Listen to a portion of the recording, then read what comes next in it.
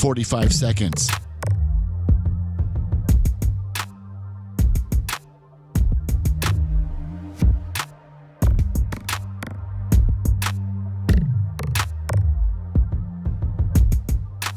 Seconds.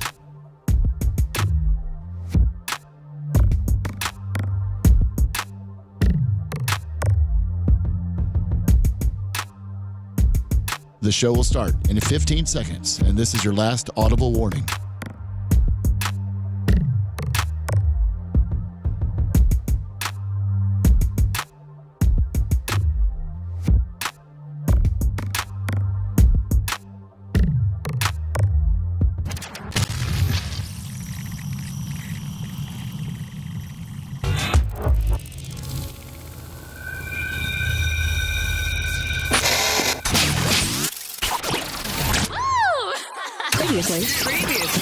Previously on the Bubba the Love Sponge show. But the family used this $625,000 that they raised to pay for his defense fund and to rent them a house during this trial. Joseph Hogan, $50. I mean, Jordan Brock, $50. All right. I wonder how many EBT cards were sold for cash so they can spend that money on him. Give them to him. I don't know, Gene. I think that happens in all walks of life, to be honest with you. I know a lot of I buy some from time to time, yeah. You're listening to the Bubba the Love Sponge show. Broadcast rights for the Bubba the Love Sponge show have been granted to this station by the Bubba Radio Network and is intended solely for the enjoyment of our listening audience. Any rebroadcast, retransmission, or other use of this production without the express written consent of the Bubba Radio Network is prohibited.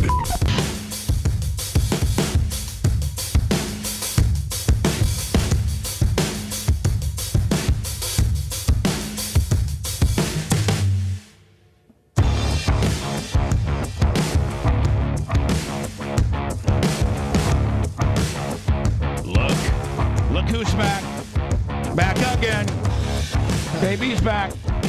Tell a friend. Baby's back. Baby's back. Baby's back. Baby's back. Baby's back. I want my baby back. Baby back. Baby back. Yes, in fact, I gotta find the correct. Oh, where is it? Here we go. And he's on it. So, Brian the Babyface Matroni will be in today, then next Thursday, and then gone for the, I think the 25th. Is that the 25th? Yeah. And because, he's got to, at this time, get in all of his vacation because, I think, what is it? The kids go back in like the second week of August. Yeah. It's ridiculous. It was like after Labor Day. Or down here in Florida, it would be the week before Labor Day. Yeah. And so then you'd go back for like a 4-day week because they'd start you on Tuesday. Mm-hmm. So you'd have a 4-day week, and then you'd immediately have Labor Day and have another 4-day week. And it was just such a nice transition back into school, Yeah, but I mean, now they've bumped that up at least a week, if not a little bit more. Oh, no, it's like August 10th they're back. Is that because of the hurricane crap? I don't know what I think they've built in. You know what it is? And it's the teachers union. They've built in so many days off during the school year, or in-service days, or things in-service days. You've got early release days on Monday in Hillsborough County, so the kids get out of school like an hour and a half early every day of the week. Now, what grade will Ariana be starting? Third. Yeah, this is a big one. This is where they start like really grading kids and really sorting them out. It's no longer glorified babysitting. They're actually learning curriculum. Well, they learned last year, but they start like really weeding out the dummies. Now, do you gotta? I mean, in order not to have a dumb kid, I think that requires you to have to spend some time with them at home, for lack of a better term, learning them up a little bit. There's probably some parents that don't rehearse their ABCs, that don't, rehearse writing and maybe simple math and just stuff like that. I think the key to it is having some type of It's not structured, but loosely knit curriculum at home. So you're always, like always challenging them intellectually, so that they're just not zombies looking at a iPad or whatever, Dora the Explorer or whatever. What's the new one with it was as a K-pop or the K-pop the the K-pop Demon Hunters was a big thing. Hold on, last year. Demon Hunters. What? Oh yeah, that's the big thing. The K-pop Demon Hunters, right, Brian? It was a phase. She got out of that pretty quickly though. But we listened to that soundtrack for a while. So what is she into now, like so to speak? Like she's really at this point like besides having a 180 bowling average. show wise, She likes watching like the cooking challenges. Yeah. Okay. And the Lego Master Builders and like Okay. Squished is a Play-Doh one that they did for a season. So not like kid-based stuff, but more like adults watch it too. She likes like watching like game shows and the challenge shows, which I'm cool with that because I'm into that sort of stuff. I'm actually surprised we let Walker. What's Walker into besides monster trucks? Besides monster trucks, he's actually in the same kind of thing. Banana baseball. Yep. And Walker watches the show every day. Our show? Your show. Yeah, he 4 does. hours straight. Well, you would think that if he watched my show, that he would see that I'm his dad's buddy, and he would put me over a little bit more, or not at least treat me like an absolute piece of shiz, like he hates me. He sees you as the absolute superstar that you are. Well, I mean, I'm also putting his dad over tremendously too. Yeah, When but did he you get doesn't put Walker me a Reddit over. account though? I see him on there a lot. What? Oh gosh. Walker needs one. No, but You need Walker to go and start combating some of this nonsense. yes, he does. No, he likes. What are they going to start making fun of a kid? Oh, yeah, they will. They will. Yeah. Listen, you little son of a bitch. I don't go on there often, but when I do, I'm like, man, these people are miserable. I don't know if they're miserable, but I mean, like, Oh, you don't know if they're miserable? No, but what Come I'm saying on, is, I said, not only are they miserable. Oh, I thought you said I don't know that they're miserable. I said not only are they miserable, but my God, they don't miss nothing. Like, I mean, my Lord, if I ever forgot about something that I said, either in any way, shape, or form, or even a little bit towards the dumb side, man, they got it all broke down for me. I mean, they practically have it time stamped and everything. It's like, my God, fellas, maybe I should hire a few of you to document the show. Remember we used to do show notes? Yes. Yeah, maybe I could do that. No. So anyway, Brian, you were about to get into what Walker was into. Yeah, what's Walker No, into? he's kind of into the same kind of thing that he likes the game shows. He didn't do the K-pop demons, though, did he? Oh God, no! Thank God. I blocked that on on his YouTube channel, his little YouTube thing. We let him watch, but they have kids game shows, which is actually kind of nice. And he likes Tom and Jerry. He likes all the old Disney or Warner Brothers shows. Which I'm surprised they still show those. Yeah, they're pretty not like you watch some old Bugs Bunny, you're like, oh my, whoa. they're racist. Oh no, yeah, they're racist. Yeah, In like the 50s, they teach violence. Yeah, like they have like everything's guns and bombs. Yeah, Yes, everything is like drop an anvil on top of your head or shoot you in the face, or like if you watch Roadrunner Bugs Bunny, I mean, poor Roadrunner, man. Roadrunner Coyote. Yeah, the Coyote always got the raw end of that deal. He got the hell beat out of him, man. And Walker likes Jerry, and I'm in the kitchen and I can hear when he starts laughing is when Jerry like blows up Tom or hits Tom or gets Tom out of his skin. It's kind of scary. You'd see a lot of like skeletal muscle and everything. Yeah. Or like they'll do an X-ray and it'll be like and the guy's skeleton will be flashing open and things like that. I mean, yeah. But we all knew, like, when we watched those things, we didn't go and emulate them. No. We didn't, like, God, today I was preparing for the show, and I'm on our X, and, oh, my God, our world, well, I think maybe our country, because I can't speak for anything outside of our little United States of America. That seems to be where all of the stuff I'm getting from, American-based stuff. But my God, we're a bunch of animals. Like even when the Knicks win, you people of New York can't like just coolly. Uncle Rucky, $10. Thank you, Uncle Rucky. Babyface.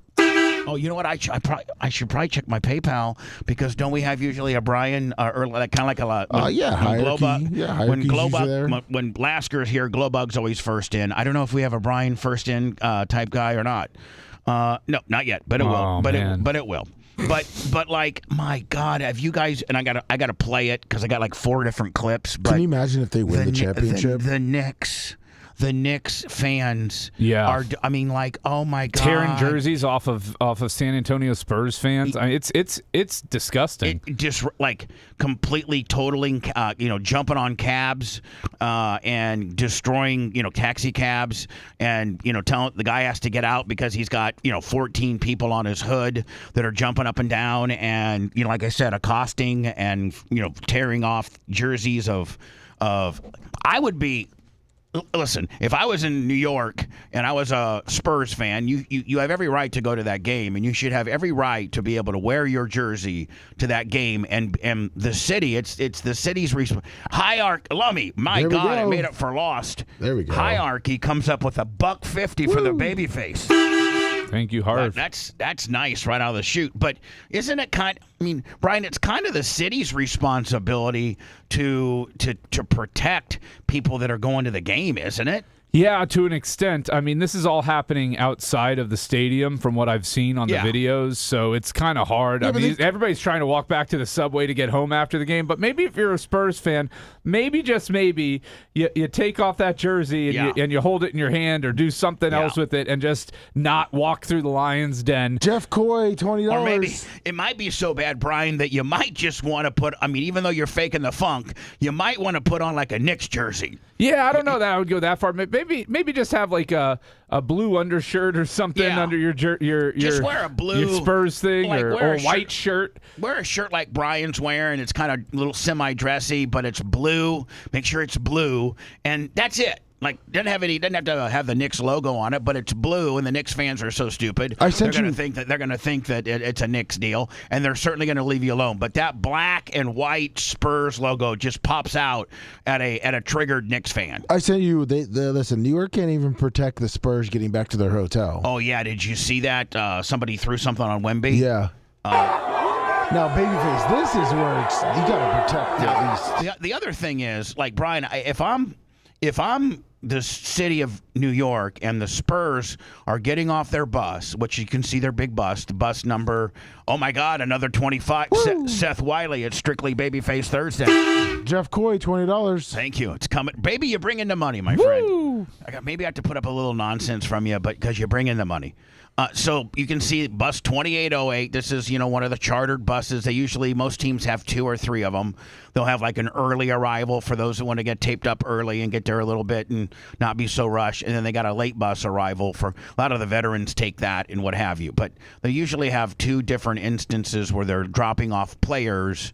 And you would think most facilities have kind of like a sally port or something like that that's kind of out of the way and the fans can't get this close. Yeah, or like they pull down like a ramp or something to get to the entrance. Yeah, this looks like they're dropping them off right off where you go into the gift shop before you'd go into the arena.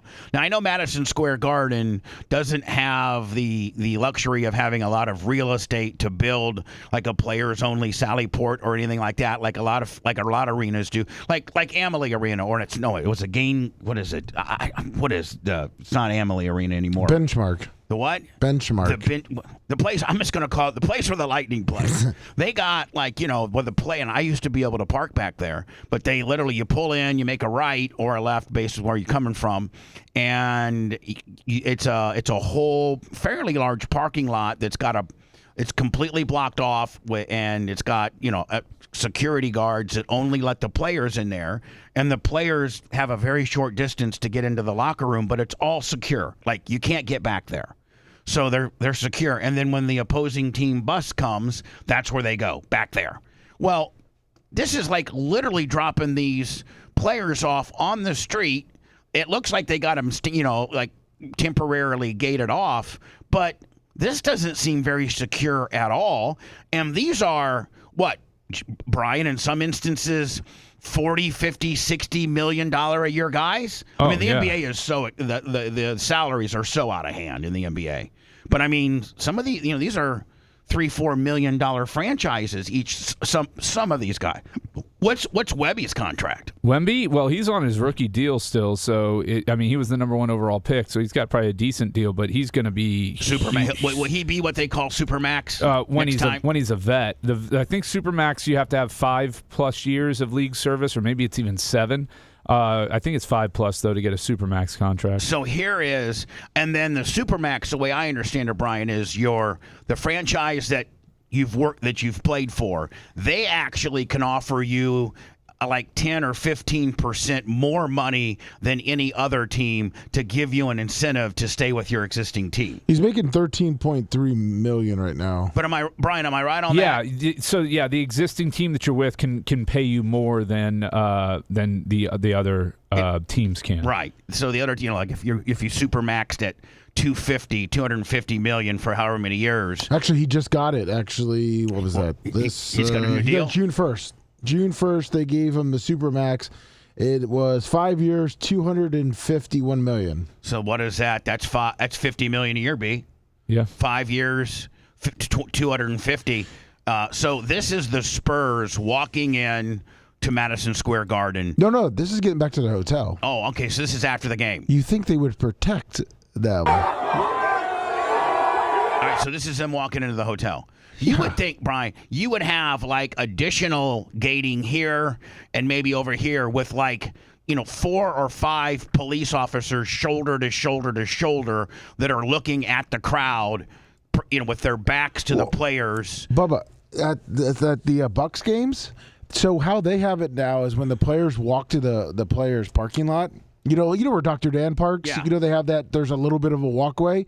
The Bucks now have like a 10-foot metal fence, and they put a screen of like the Bucks logo that they cut off that you can't see anybody. Wow. And then they have the whole player. They could have easily put a chain link fence from the bus all the way to the that might be going to extremes, but they should protect these guys. You know how many at that point you're kind of out of. You haven't been metal detected yet to get into that area. So a bad guy could do bad things if they're not. You don't get metal detected until you're getting ready to walk into the facility. So that little players lot is actually probably outside of the metal detection perimeter. It is, yeah. And so a guy could be there with some bad stuff. So having that area locked down, 10-foot high chain link fence with a logo where you really can't see much is probably the responsible thing to do. Can you imagine some guy in the crowd right now has a gun? Yeah. I mean, no, none of these people here are screened in any way, shape, or form. I don't think. No.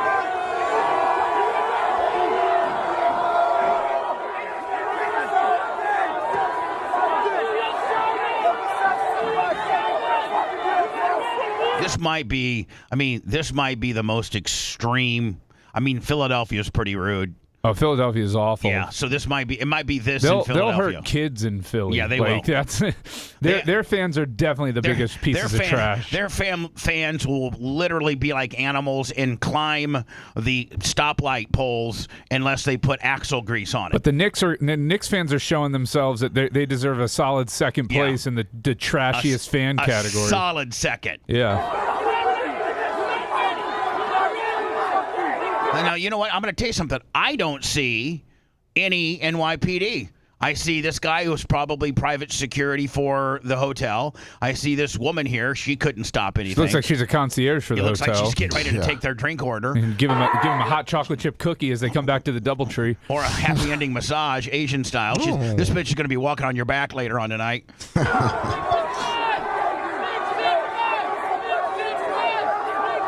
All right, this is the first cop that I've seen, and he's not protecting nothing.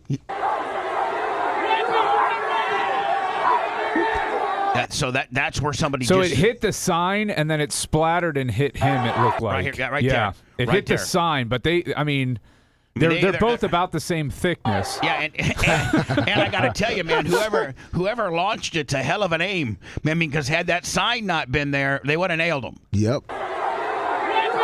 Oh, they hit him. Actually, they hit him before that. If you guys look at the guy in the cowboy hat, they started pelting him before that, before the sign. You started seeing it come in right there. Right, Boom. Boom. That guy hit him. That hit him. There's another one. Yep. and they're all coming from over there. Yeah. But what was it that hit that pole there? Because it like broke. It to me looked like maybe like a styrofoam cup full No, of. I don't think it was a styrofoam cup that you could have thrown that far. But it looks like it breaks. Full of something. Like something plastic or Here it comes.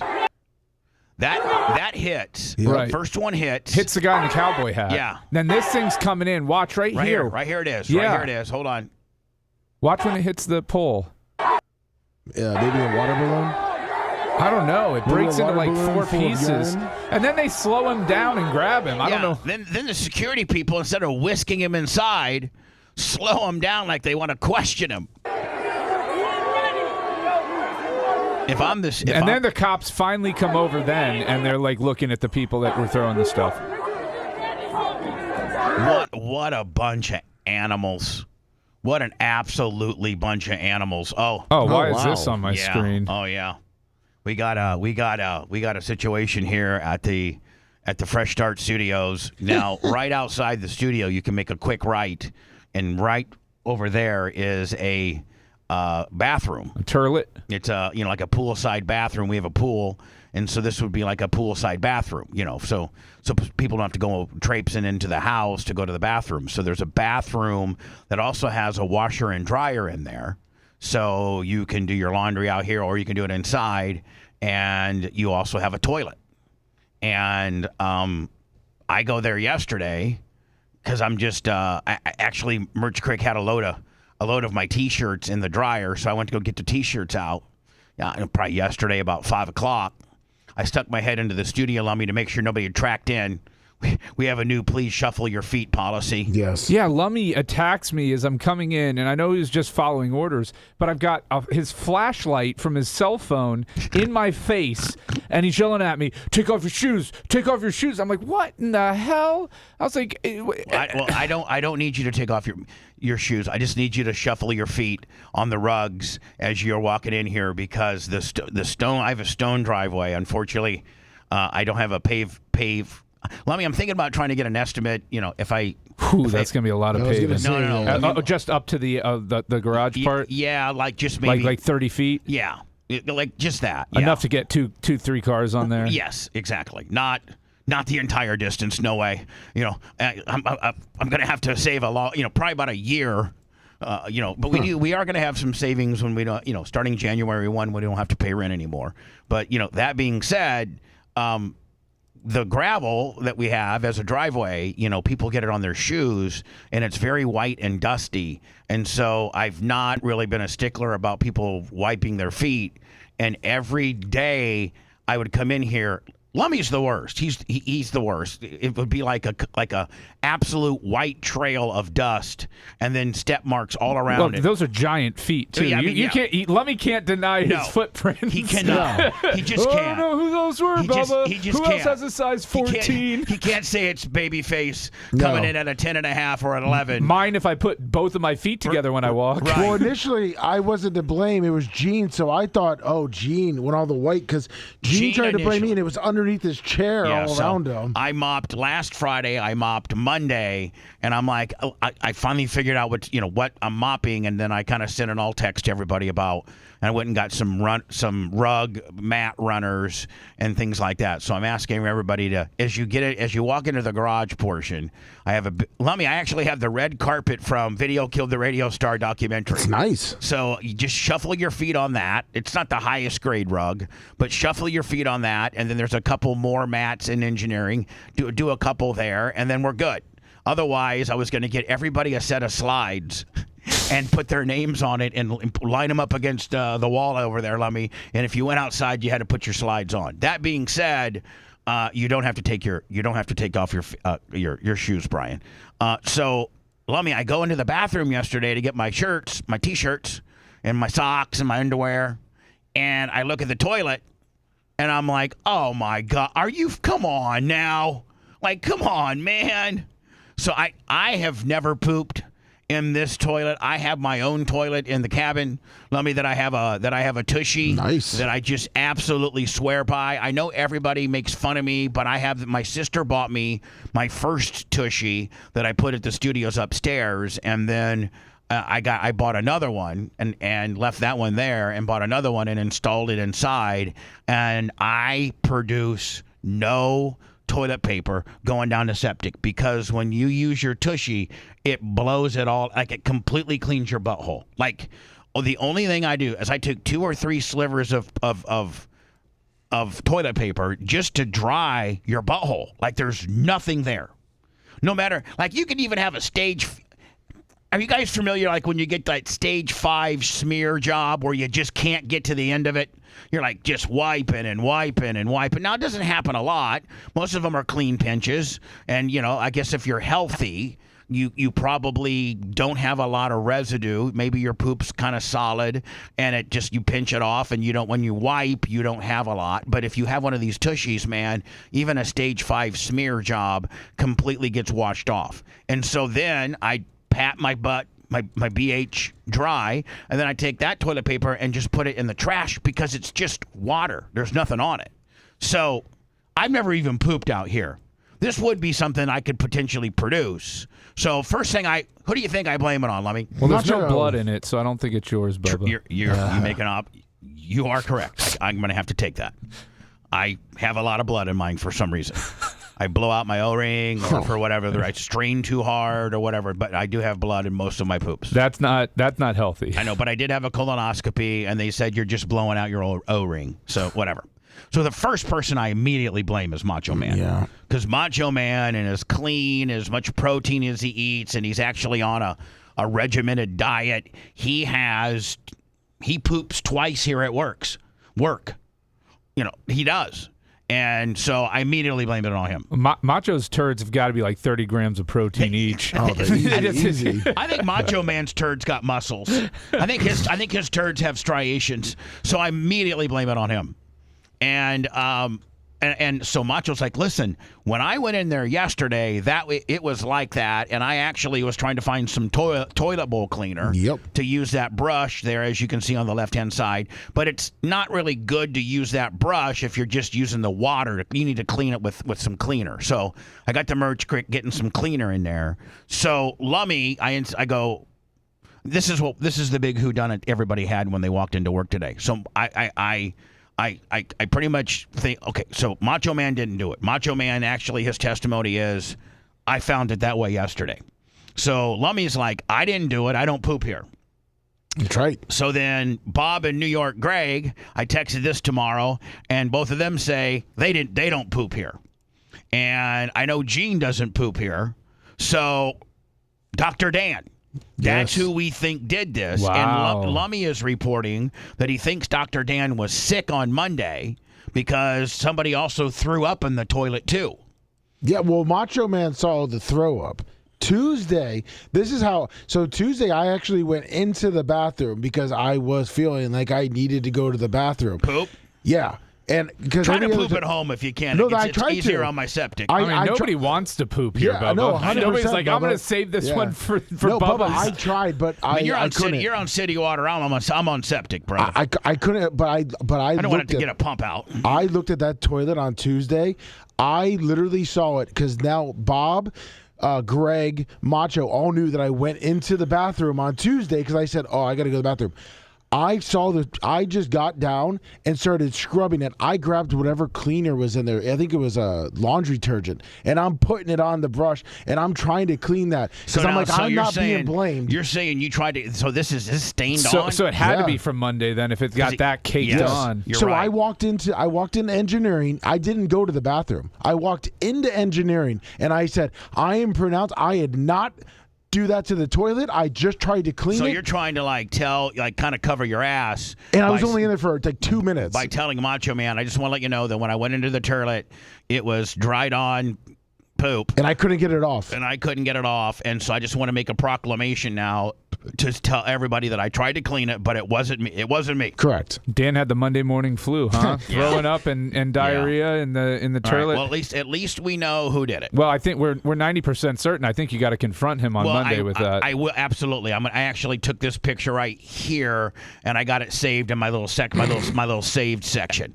So I am going to mention it with him, and he's Lummy. He's the one that taught me how to if you got a big poop coming on, This is a Dr. Dan suggestion and trick that I've since started using, and that is if you pre-flush, then you kind of put a layer of water, brand new water down on that porcelain, which might cause things not to stick. I've since he made that suggestion, I don't know, 6-7 months ago, I've since started doing that, and it really, quite frankly, works. Oh, I always have some Crisco in my pocket, and I line the porcelain with that so everything just slides on Bubba, down. You got some water-based Astroglide that you blast in there? Bubba, or Macho just told me, so I remember now on Tuesday, I came in and I go, Macho, man, you got to clean that. I said I couldn't clean it.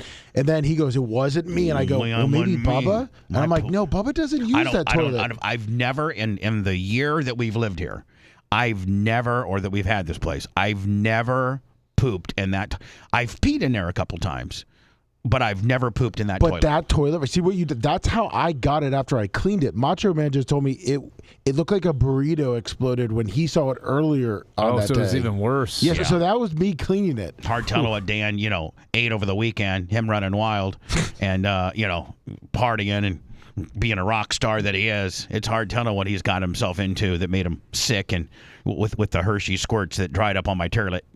Anyway, yes, Brian, we will address him with this on Monday.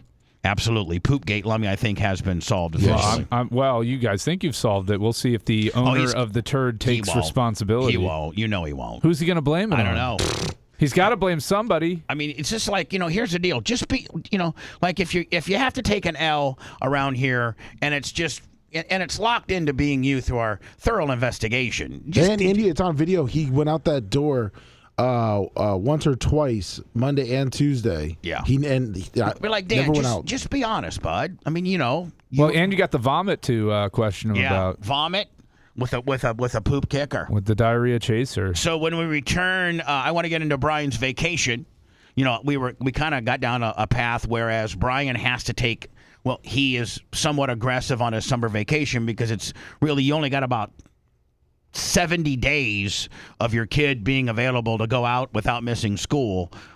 So Brian usually takes a couple family vacations during the summertime, which means he won't be part of the show for here and there. Missed last week. He's here this week and next week, and then the last Thursday of the month. Now, where are you guys not? I don't want to get too Massachusetts and Connecticut. Where did you guys travel? Connecticut. This was more of an obligation than a vacation. So it was my niece's graduation. Oh, okay. So Connecticut this time, Massachusetts next, and Connecticut. Yeah, we're doing a twofer, and that again is the first half's a vacation, and then we're mixing a little vacation in there, and then it's an obligation for my brother-in-law's 50th birthday. I do have something to thank you for. Oh, what's that? And it's travel related. Okay. And but we'll get into that next, along with a little bit of your vacation. I also got to get into the Patrick Mahomes thing.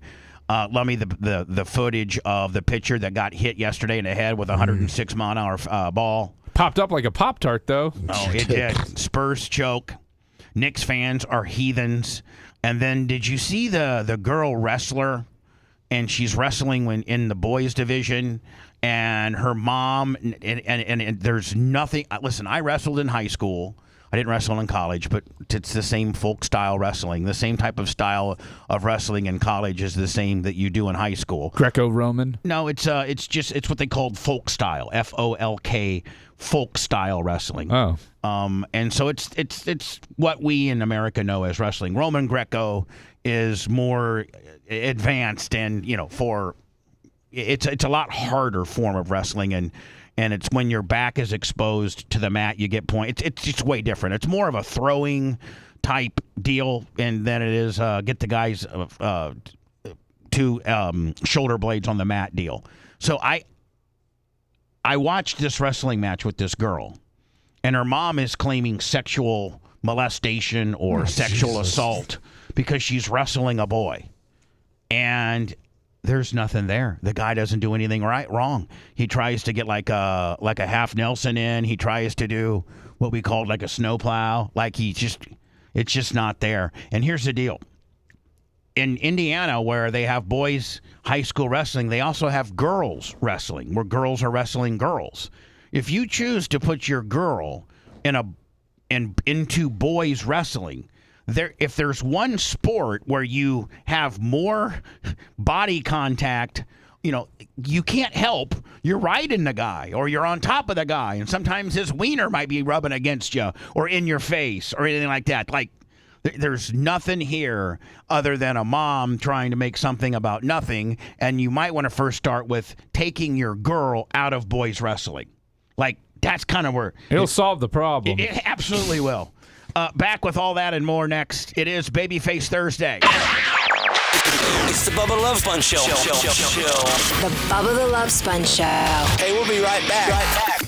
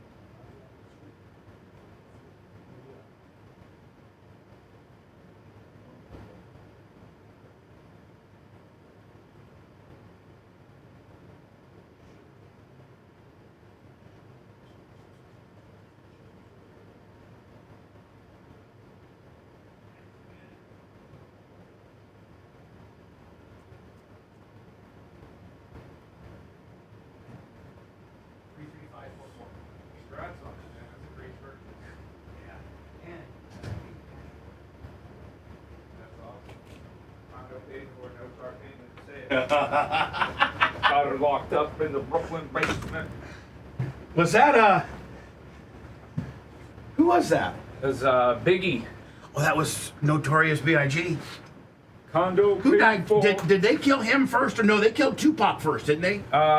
Yeah. They got Pac and then they got Biggie, and Diddy was responsible for both of those. Yes. I got something for you and Lummy to try. Little snack. Oh, we got another baby face gimmick. 25. I gotta go Seth Wiley. Grab one of those. I don't want all. No. Take it. What is it? It's a s'more bar from Costco. It's their Kirkland brand. Tell me that's not the greatest fucking thing you've ever had. Kirkland brand? Yeah, this is store brand. Dude, Kirkland's got some good shit. I know you guys probably don't want it. You probably don't need it, but you want to try one of these s'more clusters from Costco? Yeah, they're pretty fucking tasty. Yeah. Wow. How good is that? For Kirkland. Yeah. Well, Kirkland throws out some good shit. Like their tequilas and their whiskeys are really good. Their store brand. I'm not big on their. I'm on their American vodka. Their version of Goose is not that great, but you can get some good quality shit with Kirkland. Their golf balls. You probably got to know. Yeah, their golf balls are good. They're pretty good. They're not quite Pro V1 level like they used to be. They literally at one point, I think they had a company that was essentially had a contract to make Pro V1s in China, and they were buying all their leftover stock, and they got sued. Here, you gotta try one. Little Kirkland s'more cluster. Oh, This turtle? like crack. No, but it's s'mores. I know, yeah. I'm saying like a turtle. It's like a turtle, but it's better. Oh, yeah. Yeah, that's the good shit right there. It is. There's a Costco not too far from here, right? Yeah. Yeah, right on 56. Right in my house. Yeah. There's everything right there. You don't have to go fucking nowhere.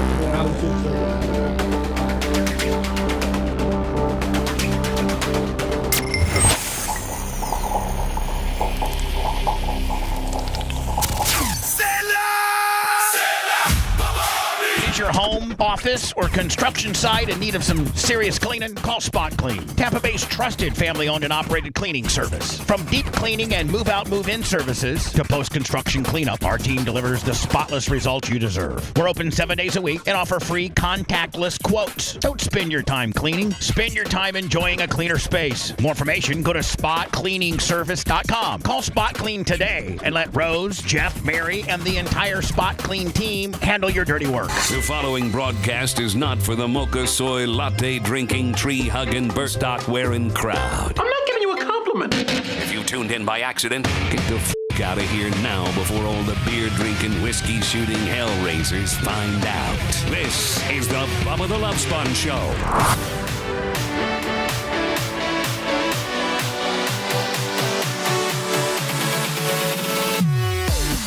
For all my people in Fort Walton Beach, Destin, pay attention. You don't have to suffer from low testosterone or erectile dysfunction, weight gain, hormone, sleep issues. GameDayMen'sHealth.com/Destin. You can remedy all of that. Low testosterone doesn't announce itself. It quietly just takes you over. Your energy, your focus, your drive, and one day you next thing you know, it's gone. You got a testosterone level.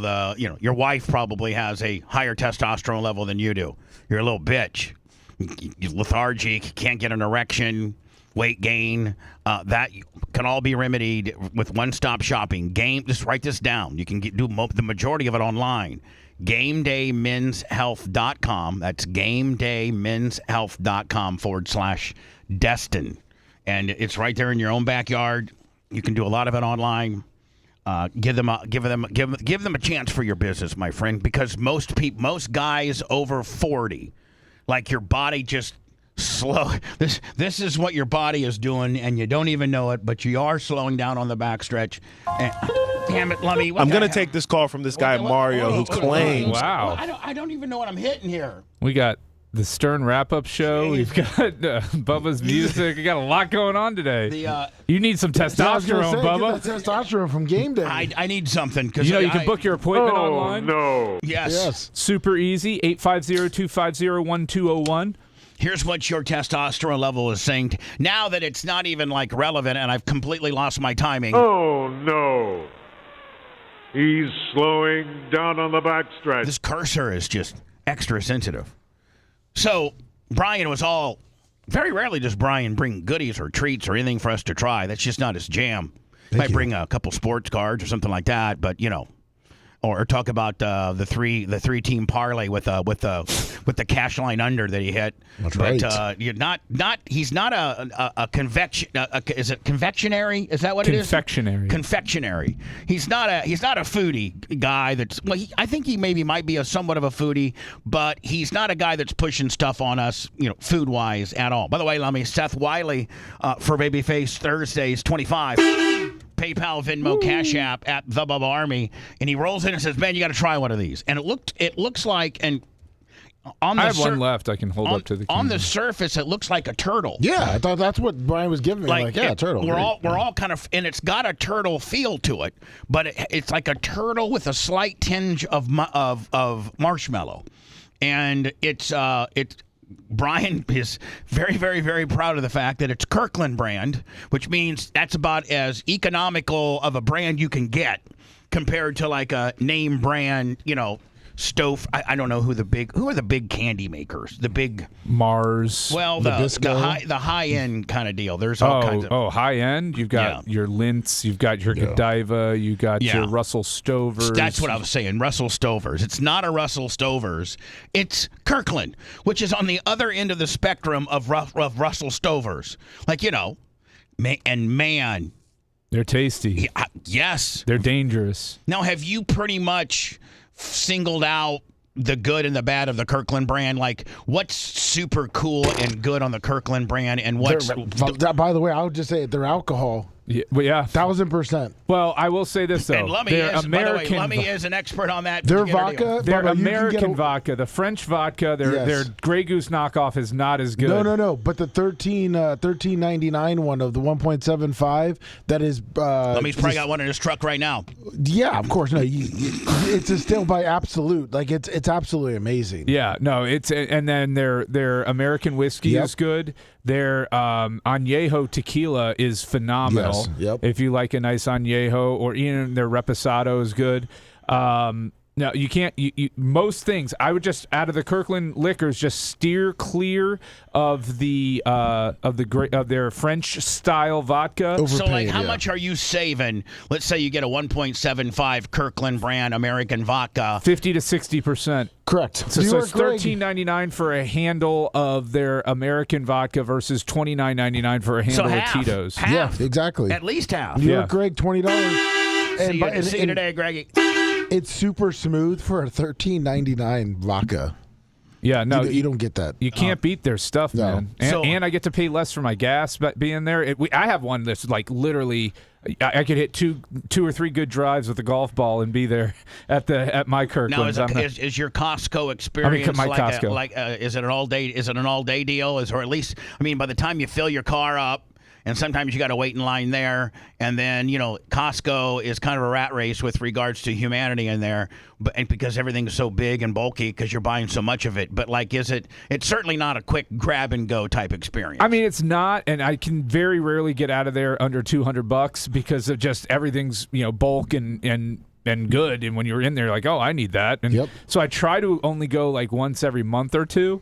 But it's probably where you get all your paper towel, all your toiletries. All paper products are there, all that stuff. I was watching something with Mark Cuban. Now, a guy that's a billionaire. And this is maybe a decade ago. It was from 10 years ago on YouTube. And he was talking about just how the average guy or the average consumer can really, really be smart with your money. And, he's not obviously a cheap person, but he's like, man, buy all your household stuff in bulk because you can save like 50 to 70% on, paper towels, toiletries, toothpaste, just normal stuff that you would buy one. And when you buy a tube of toothpaste, you buy 1 or 2 tubes. Well, you need to buy 12 tubes because you're saving that much money. And that came from Mark Cuban. Well, yeah, and there is something to that. I call it kind of the poor tax. So if you go to like Dollar General or Family Dollar, the stuff seems cheap, but you're getting less of it and it's less quality. So you're actually paying more than you would be if you were getting a regular store, not a discount store thing. What you take for granted there, though, is I just went to Costco. Yeah, you get a pack of their toilet paper, but you got to have the $28 to lay down to get the gigantic 30 pack of their toilet paper. But you probably aren't going back for 6 months for toilet paper. No, but people that are living literally paycheck to paycheck, they don't have the $30 to throw down on toilet paper at once because now what meal are they cutting out? Yeah, but you know where they're missing out? That's where you go to Aldi. But here's the deal, man. That's true. So it's like Costco because things are so expensive because you're buying so much of it, but really that's not expensive if you take it down per unit.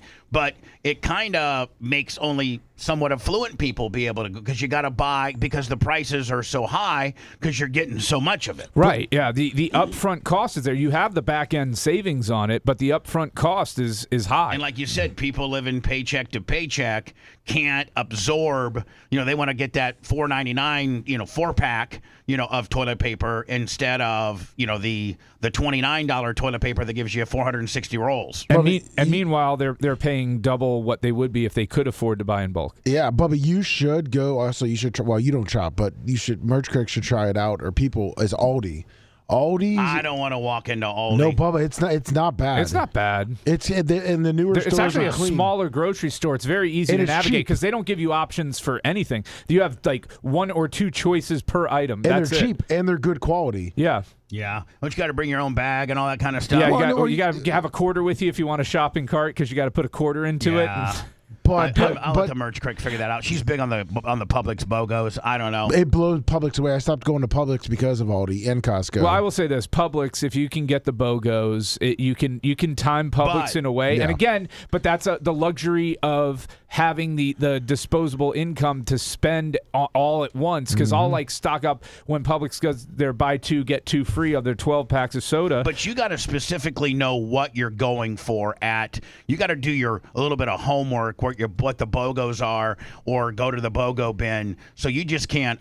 You got to kind of do a little bit of pre-shopping if you're going to go to Publix and rely, on the BOGOs. Right? I would love to see a Bubba Does It video of you trying going grocery shopping by yourself or something like that. Something you haven't probably done in 30 years. I probably need to do that. No, Bubba, you actually would probably storm. Actually, it'd be a good video, but you would storm out of Publix or just when you got the prices. I will tell you this. Yeah, they're bad. The women at Publix, the MILFs at Publix. Well, certain Publixes. You're probably describing your experience on the West Shore one. Yes. Yeah. That's not every Publix. Oh, my God. The West Shore Publix, which has all those rich people behind them on the water. Oh, my God. Now, I will say this. The Barrio Publix by me at Waters, it gets all those Latinas that are all pumped up everywhere. Their lips, their butt, their breasts. Full sleeve tattoos. And they're not modest. When they go grocery shopping, everything's hanging out. Yeah, there's one in Wesley Chapel that it's all old people or Spanish people. Yeah. Hi, who's this? You're on the air. Go ahead. Hey, Bubba. Good morning. This is Delaware Scott. I talked to you a few times. Hey, bud. Listen, I'm going to give you something that I hope is going to make your day and show the brilliance of you. I'm a Stern fan. I've been with him since I come on Sirius in 06. That's where I got you. I still listen to Stern. I still love Stern. He changed, yeah, so what? But there's one thing that he started doing when you said that Robin was free of her cancer. I went back to his show and listened to it yesterday, the June 1st show. Well, he did something that you've been doing for years, and I've never heard him do this prior, where you know how you ask Alexa things and you bitch her out? Yeah. Well, he did this with ChatGPT, and the ChatGPT voice would come on. Like he would ask ChatGPT a question, and then the ChatGPT, I believe it was ChatGPT, would then answer like how you've been doing for years. So realistically, I mean, I was one of the very first air personalities to do that. I've been doing it, since almost Alexa was around, and so I'm like, But I wouldn't say that Howard took it from me. It's just probably a natural evolution. One of his guys probably maybe heard it on my show or on others, and so I'll tell you one thing: Lummy's full hot on the new Jackass movie. Because they blatantly ripped me off with shocking the balls and shocking the testicles. Nobody ever did that. Nobody, and I guess they do stunts. It's absolute ripoff, Bubba. I saw it. This fan Aaron sent me a clip, the 30-second clip of it. And I saw it and I go, wow, what a blatant ripoff. Absolutely blatant just like ripoff. Court TV on their sidebar program wouldn't give us the credit as to having Brooke Hogan on the air. They instead, credited it to her Yeah, they just dance around it. Yeah, It's we so don't get wrong. we don't get near the credit we should. But that's the world that I've created, and it's the world that I got to live in. It's the world I It know. is. And then I'm not It's saying the world that I Howard know. did that either, because I still like him. I mean, Listen, Howard but, and I mean, Howard is. I love you. I listen to you more. Howard is still honestly, I swear. Howard is still a very close friend of mine. He never misses a birthday. He never misses a holiday. I always get a card from him or a nice email. I have nothing but love for that guy, and I'll always be respectful and appreciative of the opportunity he gave me. I wouldn't be sitting here today able to have carved out enough an audience to make a living had he not given me the stage and the platform he did for 5 years that I worked for him and with him at SiriusXM. So Lummy should book Beth O. She's got a new book out for her animal thing. Why don't you reach out and get that book? You know what? So Bubba can do an interview with Beth about her new book. You know what? But here, Brian, here's what I'm thinking, is that I respectfully get a hold of Howard first and said, Howard, before I reach out to Beth to potentially book her on the show, I want to have your blessing first. He'll give his blessing. He wants those books sold because every book that's sold is less money he has to pay for her animal fetish. But what I'm just saying is, that would be kind of the right protocol, would it not? Yes, okay. I guess, yeah, if you're going to reach out to a friend's wife. Yeah, just reach out to him and say, can I contact her publicist, or can you put a good word in for us that we're, friend, not foe, and I'd love to have Beth on to promote her book. Do I have your blessing for that? And then, at that point, because you can't, I wouldn't just out of hey, sir, I appreciate you. Thank you so much for the heads up. Brian, if I needed to get a hold of your wife for whatever reason, I need to go through you. Me and your wife don't have a history of communicating. No. So if I needed to, and the only time I'd get a hold of her without you knowing is if I was going to pull some kind of surprise birthday party for you. Which I hate surprises, so it wouldn't be a good idea. But you don't automatically get mad at me. So anyway, tell us about your Connecticut vacation. Yeah, so I had to go up there for my niece's high school graduation. Man, that trip cost me a penny because the hotel's not cheap. So my sister-in-law, during the summer, they pretty much live on their boat. They've got a 50-foot Sea Ray that they have docked in a marina down there. I know a lot of people that do that, and it is very, very cost-efficient and fun. I don't know about cost efficient. You don't want to be out there in November, but you can't be. You got to winterize your boat, right? But the summer certainly is cool. Yeah, and look, it's beautiful. The weather's amazing. I get all of that. It's just I wouldn't want the inconvenience of living on a boat. It's a nice boat. Don't get me wrong, but they've got no refrigerator space. You can't really comfortably sit and have conversations. It's just it's not how I would choose to live. But they like doing it. That's their jam. If it was just two people, then that would be far better than trying to entertain somebody. But here's $76, $20. Here's the problem with it. So it's in just outside of Westbrook. It's Westbrook, Connecticut. So it's on the water, probably 30 minutes outside of New Haven. So we can fly into New Haven Airport on a Velo. That's super convenient. A Velo? Yeah, it's man. You are. Wow. If somebody was to bet me $1 zillion that there was an airline called Ovella, I would take that bet. And I only like flying direct. I don't do layovers. I'm the same as you are. And so that's the only direct flight into New Haven. So that's what I'm taking. Breeze also flies there, but not from Tampa. I don't believe. But anyways. The problem, though, is there's no big name hotels around there.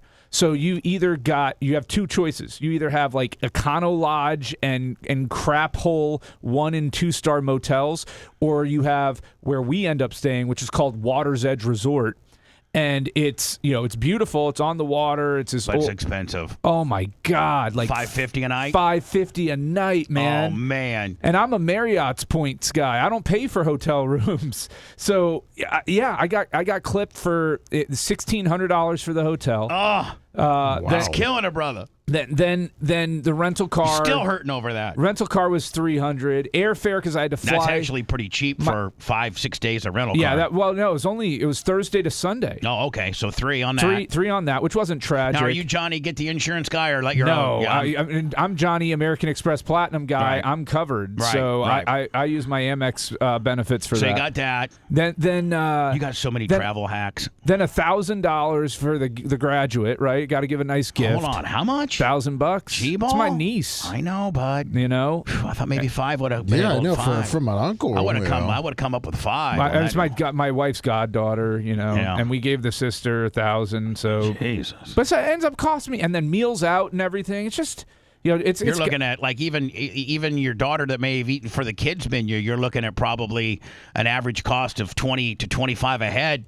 Oh, it's $50 a head when you know. Yeah, it's just that it's expensive stuff, and so it was a nice trip and all. I do love the weather though. This time of year, you get like high of 83, and then at night it gets down to 60. Yeah, and sometimes you need even like that light jacket weather. Sometimes even like maybe you'll get lucky and get a 58 or a 57 for the low, or you just put on like a light little raise warm up or whatever that you may have. Yeah, and so when we go back up to Massachusetts, we go up. Our friends host a beer Olympics, and now will that be with or without child? Oh, she comes. She comes. Yeah, there's a sitter for the night of the actual beer Olympics, and we're defending gold medalists, so we're gonna hold down the fort again. What do the beer Olympics consist of? So beer pong, cornhole, and flip cup, and then sometimes a relay race. Do you compete as couples? Yeah, you compete as couples. Right. So Steph is competitive. You and your wife are defending champions of the beer cup. We are defending. We've won 3 of the 4 times we've gone.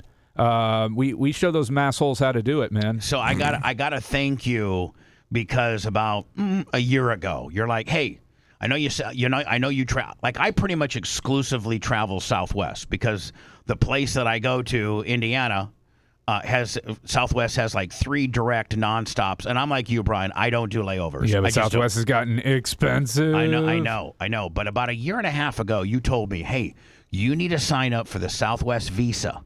Now, it's kind of high interest rates, but don't carry a balance or try to pay it off as quick as you can because you get like 50,000 upfront points. And, then anything that you spend sometimes can be 3 and 4 times point gimmicks based on, the category. Yeah, fuel, lodging, et cetera, et cetera. So I have built up a nice little nest egg of Southwest points from you. And I go, let me to book my 2 Indiana trips this year. One in August that I'm going to, see up to Warsaw, for the alumni night and all that. That's my annual trip. Brian's going to be hosting, I think Thursday. Wednesday, Thursday, Friday. Yeah, Wednesday, Thursday, Friday. So that's an annual trip. And then I go to PRI now in the second week of December, and I meet my dad, Doug Clem from Reno. I meet him, and we do the PRI convention, and it's a way for me to see my dad, which I like. So Brian, I go to book my airfare last night.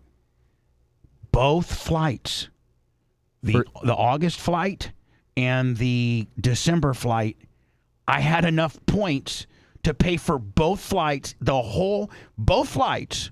By the way, both flights are nonstop, no stopovers. And I still got like 2,500 points left, and they had a couple little knick-knack upgrades, but my total cost for one flight was $11.94 because I think I picked a preferred seat or something. Well, no, they charge you the $5.60 per person for tax. No, if you're using points, you get to choose a preferred seat for free. So you're just paying the tax. It's $5.60 a copy. Yeah. So the total $11.20. Yes, for 4 flights, nonstop. Didn't cost. I'm like, man, if I would, because normally I would have all the charges that I've met. So now, Brian, I try to exclusively, my gas, my groceries, anything that I buy, I try to exclusively use my Southwest Visa card, and then I just try to pay it off at the end of the month, which I do. And you get free, if you need it, or Merch Crick needs it, you get free checked luggage because you're a Southwest card holder. So that saves you $50 a bag on that. Yeah. So we never check luggage, though. Like, I never check luggage. Like, that's... I have no choice. My wife is an overpacking fool. Why don't you do do the Hogan cut, and Hogan would UPS 2-day to the air if you know the because that's too much work too. Not really. I'll really. just deal with waiting 10 minutes for my luggage at the airport. Not me. So anyway, let's go. Like let me off this plane. Heather would be like, we have to go down to baggage claim. I'm like, no, we're not. I'm not doing it. You're not getting your luggage. Yeah. Pack light or UPS, one of the two. Put it in your prison wallet. Pack light, UPS. So Patrick Mahomes. Now, are they just kicking the can down the road on this, Brian, or No, this is more money for him. Or was his deal about up? No. They added 2 years to it. It frees up cap space for future years, and they can push things down the road a little bit. But they also want to lock him up. I mean, he's got probably another 6 or 7 great. Nah. Well, what is he? 29. He shredded his leg, so we'll see how he comes back. I was going to say that's one thing that I was thought they would be nervous on is how is he going to come back from his injury. And then everybody was making a big deal about my Christian Watson Packer wide receiver and how crazy. But I saw a couple people break it down and said, really, it was a pretty good deal for the Packers. Like the Packers kind of robbed him a little bit. Now, he does have a history of not being healthy. But if he can stay healthy, he's a premier wide receiver with the size of like Mike Evans, speed and size of like Mike Evans, and they really got a pretty good deal on him. I think it equates to about $30 million a year, and they say the wide receiver market's exploding as we speak. So he's actually the 19th highest paid receiver in the league, I think. That's too much for him, though. Here's the problem, and this is talking about Christian Watson. I'm talking about the Green Bay Packers in general. They do not have a number one wide receiver. You cannot win in today's NFL if you don't have a legitimate number one. They're trying to make Christian Watson that guy. And they've been. He can't stay healthy. Biggest ability is availability. He doesn't have that, number one. Number two, he has a few drops on some passes that he should have caught. He's just not a true number one. Nope. So they're a team that has had 3 number twos, and that's what's going to stop them from taking that next step. They should have been in the A.J. Brown sweepstakes. Is what they should have been. I don't know if A.J. Brown, but see, the problem is a lot of these free agents don't want to go to Green Bay because it's so sleepy and there's just nothing to do for a black dude. There's nothing. Plus A.J. Brown wanted to go back with his boy. Yeah. So anyway, and then I saw a report 2 days ago that the Josh Jacobs deal is looking less favorable for the Packers. They thought that potentially, by some accounts, that he could get out of this, but it's looking like as they're investigating the Josh Jacobs, they're obviously the running back number one. He just got arrested maybe a month ago for domestic violence and strangulation, and he was at the OTA minicamp deal. He was there, but they're saying that guy might get suspended or even have to go do some jail time. And they don't know what his availability is going to be, so they're kind of scrambling around for running back at this point too. If you're an NFL GM and you're paying more than $5 million a year for a running back, you're an idiot because it's such a plug and play position now. Aaron Jones, I wish the Packers would never got rid of Aaron. Aaron Jones just renegotiated his Minnesota deal, and he's down to $5.3 million a year. And he didn't want to leave Green Bay. Yeah, I don't get the overpaying for running back. That's the one position that I would save money on. That's the one place where I'm looking for value. I'm going to draft. Micah Parsons isn't going to be available till week 7 at the minimum. I'd use a 4th-round pick every single year on a running back if I was an NFL GM. If you look at some of the best running backs ever, they're all 4th through 6th rounders that just broke out and ended up being a stud, right? There's plenty of them there that just need a year or two of proper NFL coaching and training and a good offensive line, and you'll see results.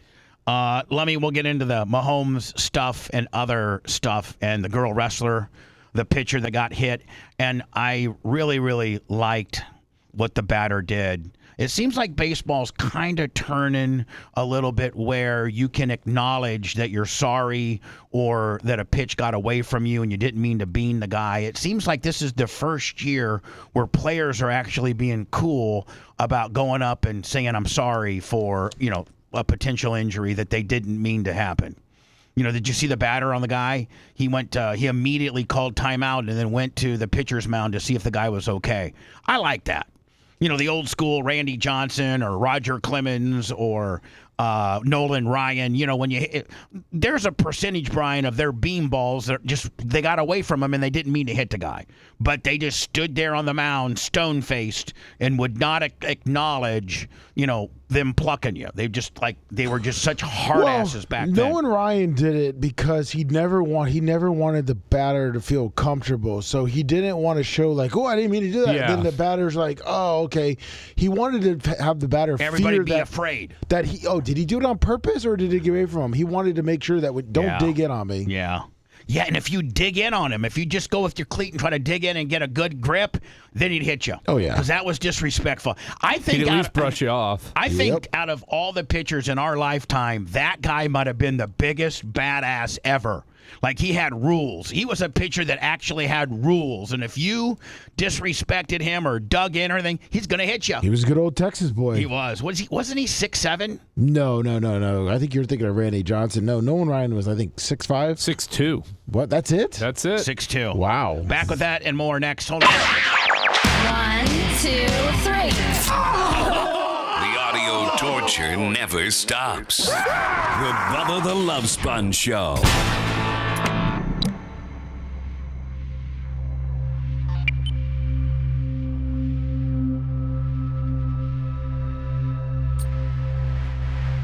Cy Young, 511. Yeah. Followed by Walter Johnson. But the most modern is Warren Spahn, 363. Well, that was when was that? But, I mean, that was the 60s, right? If you want to go with someone that you probably watched was Greg Maddux. Greg Maddux, yeah, would be the most. And then Roger Clemens right behind Was Maddux. Maddox a Brave and a Cub? Yeah. Yeah, but Started as a Cub, but his started as a- biggest success was as a Brave. Remember Bruce They Sutter? called him the Professor. Greg Maddux. It's amazing listening to there's videos of him talking about at bats that he had and that he remembers, and he'll talk about how he knew that the batter was going to be looking for this, so he threw something different. Or Well, that's all about what pitching and batting is. nobody did it ever better because Greg Maddux didn't have wicked stuff. He topped out at like 93 miles an hour. Yeah. So he was such a placement pitcher. I'm gonna go into Dan's shithole bathroom and take a leak. I'll try to blast it with my stream. Let me get me a air check on the men's health gimmick. No problem. Thank you.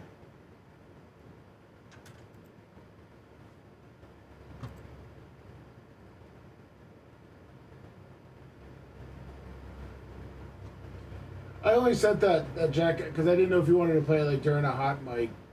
No, I don't really give a fuck. I got you. Fuck Okay, them. because you just mentioned it. That's it. Yeah, we already talked about Got it. it. Thank you, bud.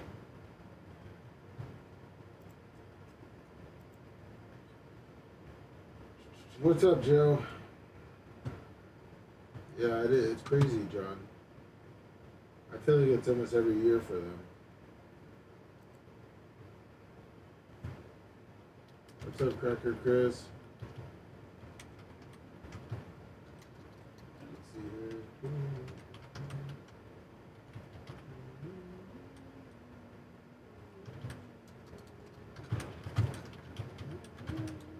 Good morning, Bubba Nation. What's up, Kiwi Dog?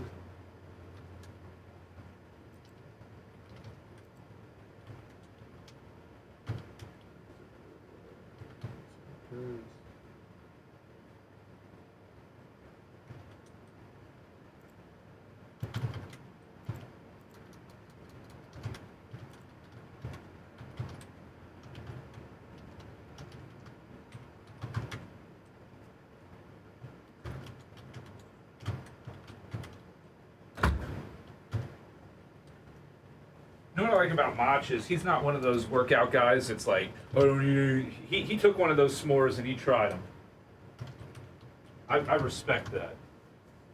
So, what are you looking to book a flight for? Oh no, just because I did the Southwest gimmick when I had a company, so I was seeing how many points I still had. Oh. I did the 50,000 points and then just used it when I flew, and then I haven't put anything on it in like 5-6 years. But you keep getting the points from the credit card if you still have if you have the one that gives you anniversary points. Yeah, I have the credit card and I get the anniversary points. I just don't use it much just because like. Yes. It's an old card. No, I just wanted to like, well, let me just see real quick how many points. How many points you got? Yeah. How many do you have? Right now, 40,000. That's good. But I haven't used it in like 4 years. Yeah, that's your free 10,000 a year probably. Yeah. Do they do that? Yeah, depending on the card you have. So if you have their premium one, you get like 17,000 or 15,000 points or 20,000 points on renewal, because they charge you $100 a year fee. Yeah, you charge $100. Yeah, but you get the points that are equivalent to that, and then, like I said, the checked luggage and everything's good, and the points for the flights.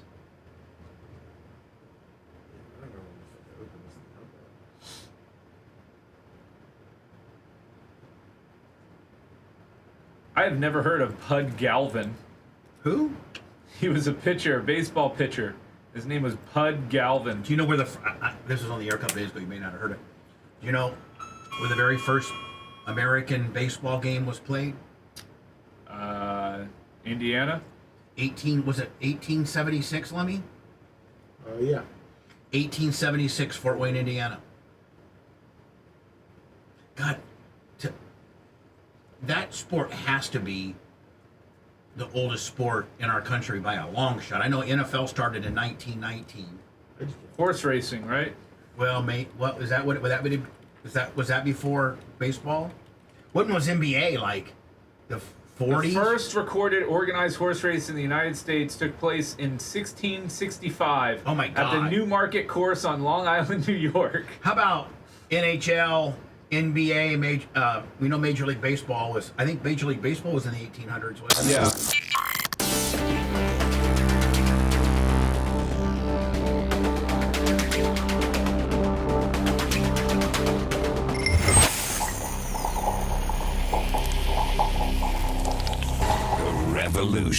Revolution. Boom. Your ears are in for some severe blunt force trauma.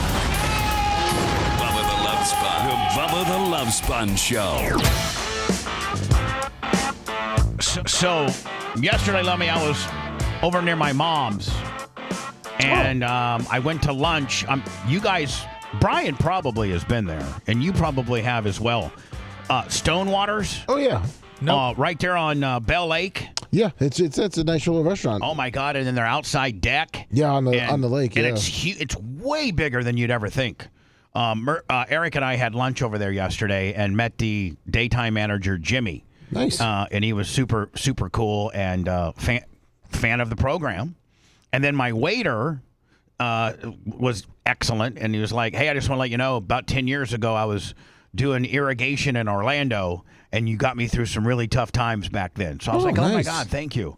But, man, I never knew that place was so... What'd you get? Because there's a couple things on there that are... I got the wings because we were just in there for like an appetizer gimmick because I was waiting for something. I had to burn an hour over in that area. But I kind of wish I would have got the crab rangoon. Oh yeah, so you were popping off on that the happy hour. Yeah, the happy hour appetizer gimmick. She got loaded fries. I got 8 wings, buffalo style. They were really good. And then the manager Jimmy came over and was like, "Listen, I'm gonna treat you guys to dessert," which my diet certainly didn't need. But we had the double chocolate cake that literally, if you go to Stonewater, is it Stonewater or Stonewater? Stonewater. Yeah, not plural. Not plural. Stonewater. Correct. Yeah, Stonewater. If you go there, Grill. man, and you order the double chocolate cake for dessert, it's big enough to feed 3. Like, I'm not kidding you. Like, share it. What do you get when you go there? So you obviously are familiar with this place. Yeah. Did you see all the money they've put into the I guess when it was a place called Mosquitoes, it was a dump. Yeah. And then it was like that old school. It was kind of like that on the lake kind of. And Dominic, the owner's name's Dominic, and he's an Italian, very rich Italian dude, and he came in and dumped like $5 million into the place and put all new seawalls in, and they got an outdoor wedding venue to the left. Like I got a whole tour of the place. It's really nice. Really? What do you like there? I like I get usually their like California chicken sandwich. I like their wings. I saw the California chicken sandwich on the menu. Yeah, I like their wings because the happy hour you get $1 wings. Oh, they do? Yeah, they're I didn't $1 know wings. that. Yeah. Oh, no. And they have some good pasta there too. We need to go crush the $1 wings. Yes, we do. We'd heard a place on that. Yeah, we would. So it's right on 41, just north of 54, about maybe 3 miles. Yeah, if you're going north, it's on your right. It's on your right-hand side, Blue roof. Right on, big blue roof, real modern-looking place. And it's on Bell Lake. I didn't know Bell Lake was as big as it is. Oh, yeah, there's a bunch of lakes up there. Well, it is in Land O'Lakes, so... You ever been there before, Brian? Not to Stonewater? Stonewater, but I've driven by it. I'm looking at the menu now. It looks delicious. It's pretty good. How about that lakeside cauliflower? Would you order that, No, Bubba? not ordering Half that. a head of cauliflower roasted on a cedar plank and topped with whipped cream cheese, aged Gruyere, and fresh herbs. They actually, people does sound great. People don't realize, yes, I am a fat ass, but I am I do like some stuff that people probably thought I never would. Like, I almost got that ahi tuna appetizer, and then the poke nachos? I almost got the poke nachos. Yeah, that sounds great too. I almost got those. But how is it though being with a partner who can't eat, eats like a 2-year-old? Well, actually, I would have thought reversed. It's almost like a reverse. Like you would think Bubba would eat how Merch Crick does. Yeah, fries and Merch Crick's like I'll take the loaded fries, no chives. Bread, fries. What will she do? Chicken fingers? No. What will she do? She'll do French fries, biscuits, bacon, pizza with cheese pizza, and she prefers her pizza to have no tomato sauce on it. What? Yeah. Just cheese and oil and bread? Yes. Maybe if you could throw some garlic, like if she was to build she her likes own white pizza? Yeah. Like, yeah. So that's all. That's about all she likes. She likes olives, and she likes pickles. What? Yeah. That's all she eat. What's she eat for breakfast? Biscuits? She'll have like 2 pieces of bacon. Does she eat eggs? No. She likes cake. And when you ask she her, likes eggs in cake. When you ask her, do you like eggs? Her answer, because you know your significant other's answers, right? Like you just know how she's going to answer. She's like, I like. So my mom would be like, my mom was trying to one day quiz her on what she likes. My mom's like, do you like eggs? And Erica goes, in cake. My mom goes, oh, okay. She likes candy. She likes like a bagel or bread, right? Yeah, she likes bread, but yeah. It's amazing she's able to keep her petite little body because everything she likes is really bad for you. Like just chocked full of carbs. Yeah, carbs are fat. That's it. Exactly. That's what she's living off of. Very little protein in that diet. I know. And I'm not giving her near the protein I should. Yeah, you need to give her a little milkshake every day. Yeah, I can't. That ship has sailed. Really? So anyway, you're slowing down. You need to get up with up to Destin and get you. I can go every day if I want, but life lately with the studio and what we're just getting the place ready and I've been like today. I got to run to the bank because the new credit card. Biggest bunch of bull crap. Wait, real quick. You haven't gotten his Ed from Merch in that seat right there? No. Oh, you got to christen the studio. No. Let's do it right now. I'm afraid to Let's christen. do it live on the air. You don't have a hair on your ass. If you don't call her in, summon her in, nobody will see anything, and you get it while you're doing the show. Hey, Daddy, that'd be the coolest thing ever. Brian, Let's do it. If you want to get us canceled. How? There's no getting canceled. Yes, you can. Yeah, on YouTube you can. Yeah. How? Nobody sees nothing. It suggests. Brian, not only am I not going to do that, but I'm not even at 8 in the afternoon come in here and break one off in fear that Macho Man can turn on any camera at any time. Ooh, you don't understand. There's no under console camera. He can. I don't want him seeing me at my console with my. I can't. You see little Merch Crick's head bouncing up and down. Yeah, no, I don't want to know. No, and no. Oh man, I'm sorry. You've gone soft. And you know what? Here's the deal. I only got laid one time in the old studio. One time. Really? In the one on Nassau. Now, Lemon, that's a different street. That's a different conversation that we're not going to have. In NFL news, the Chiefs are adding 2 years to Patrick Mahomes' contract, reworking the deal that ties him to Kansas City through 2033 at a value of $504.75 million. So that's what his all-in number is when they add the 2, or what's left on it, because his initial contract was over $500 million.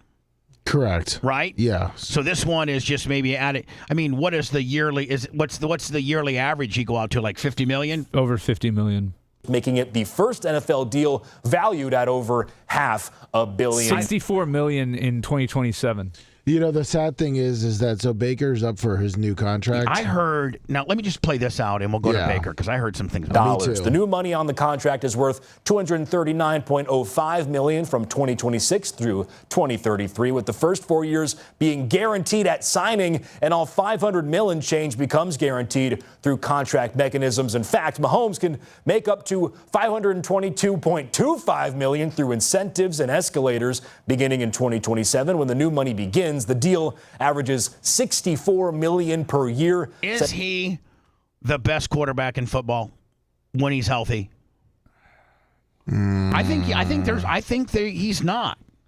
I mean, I think he's in the top 3 or 4. I think Josh Allen's probably the best quarterback. I was gonna say that, B. I was gonna say I think that guy, Josh Allen, Matt Stafford.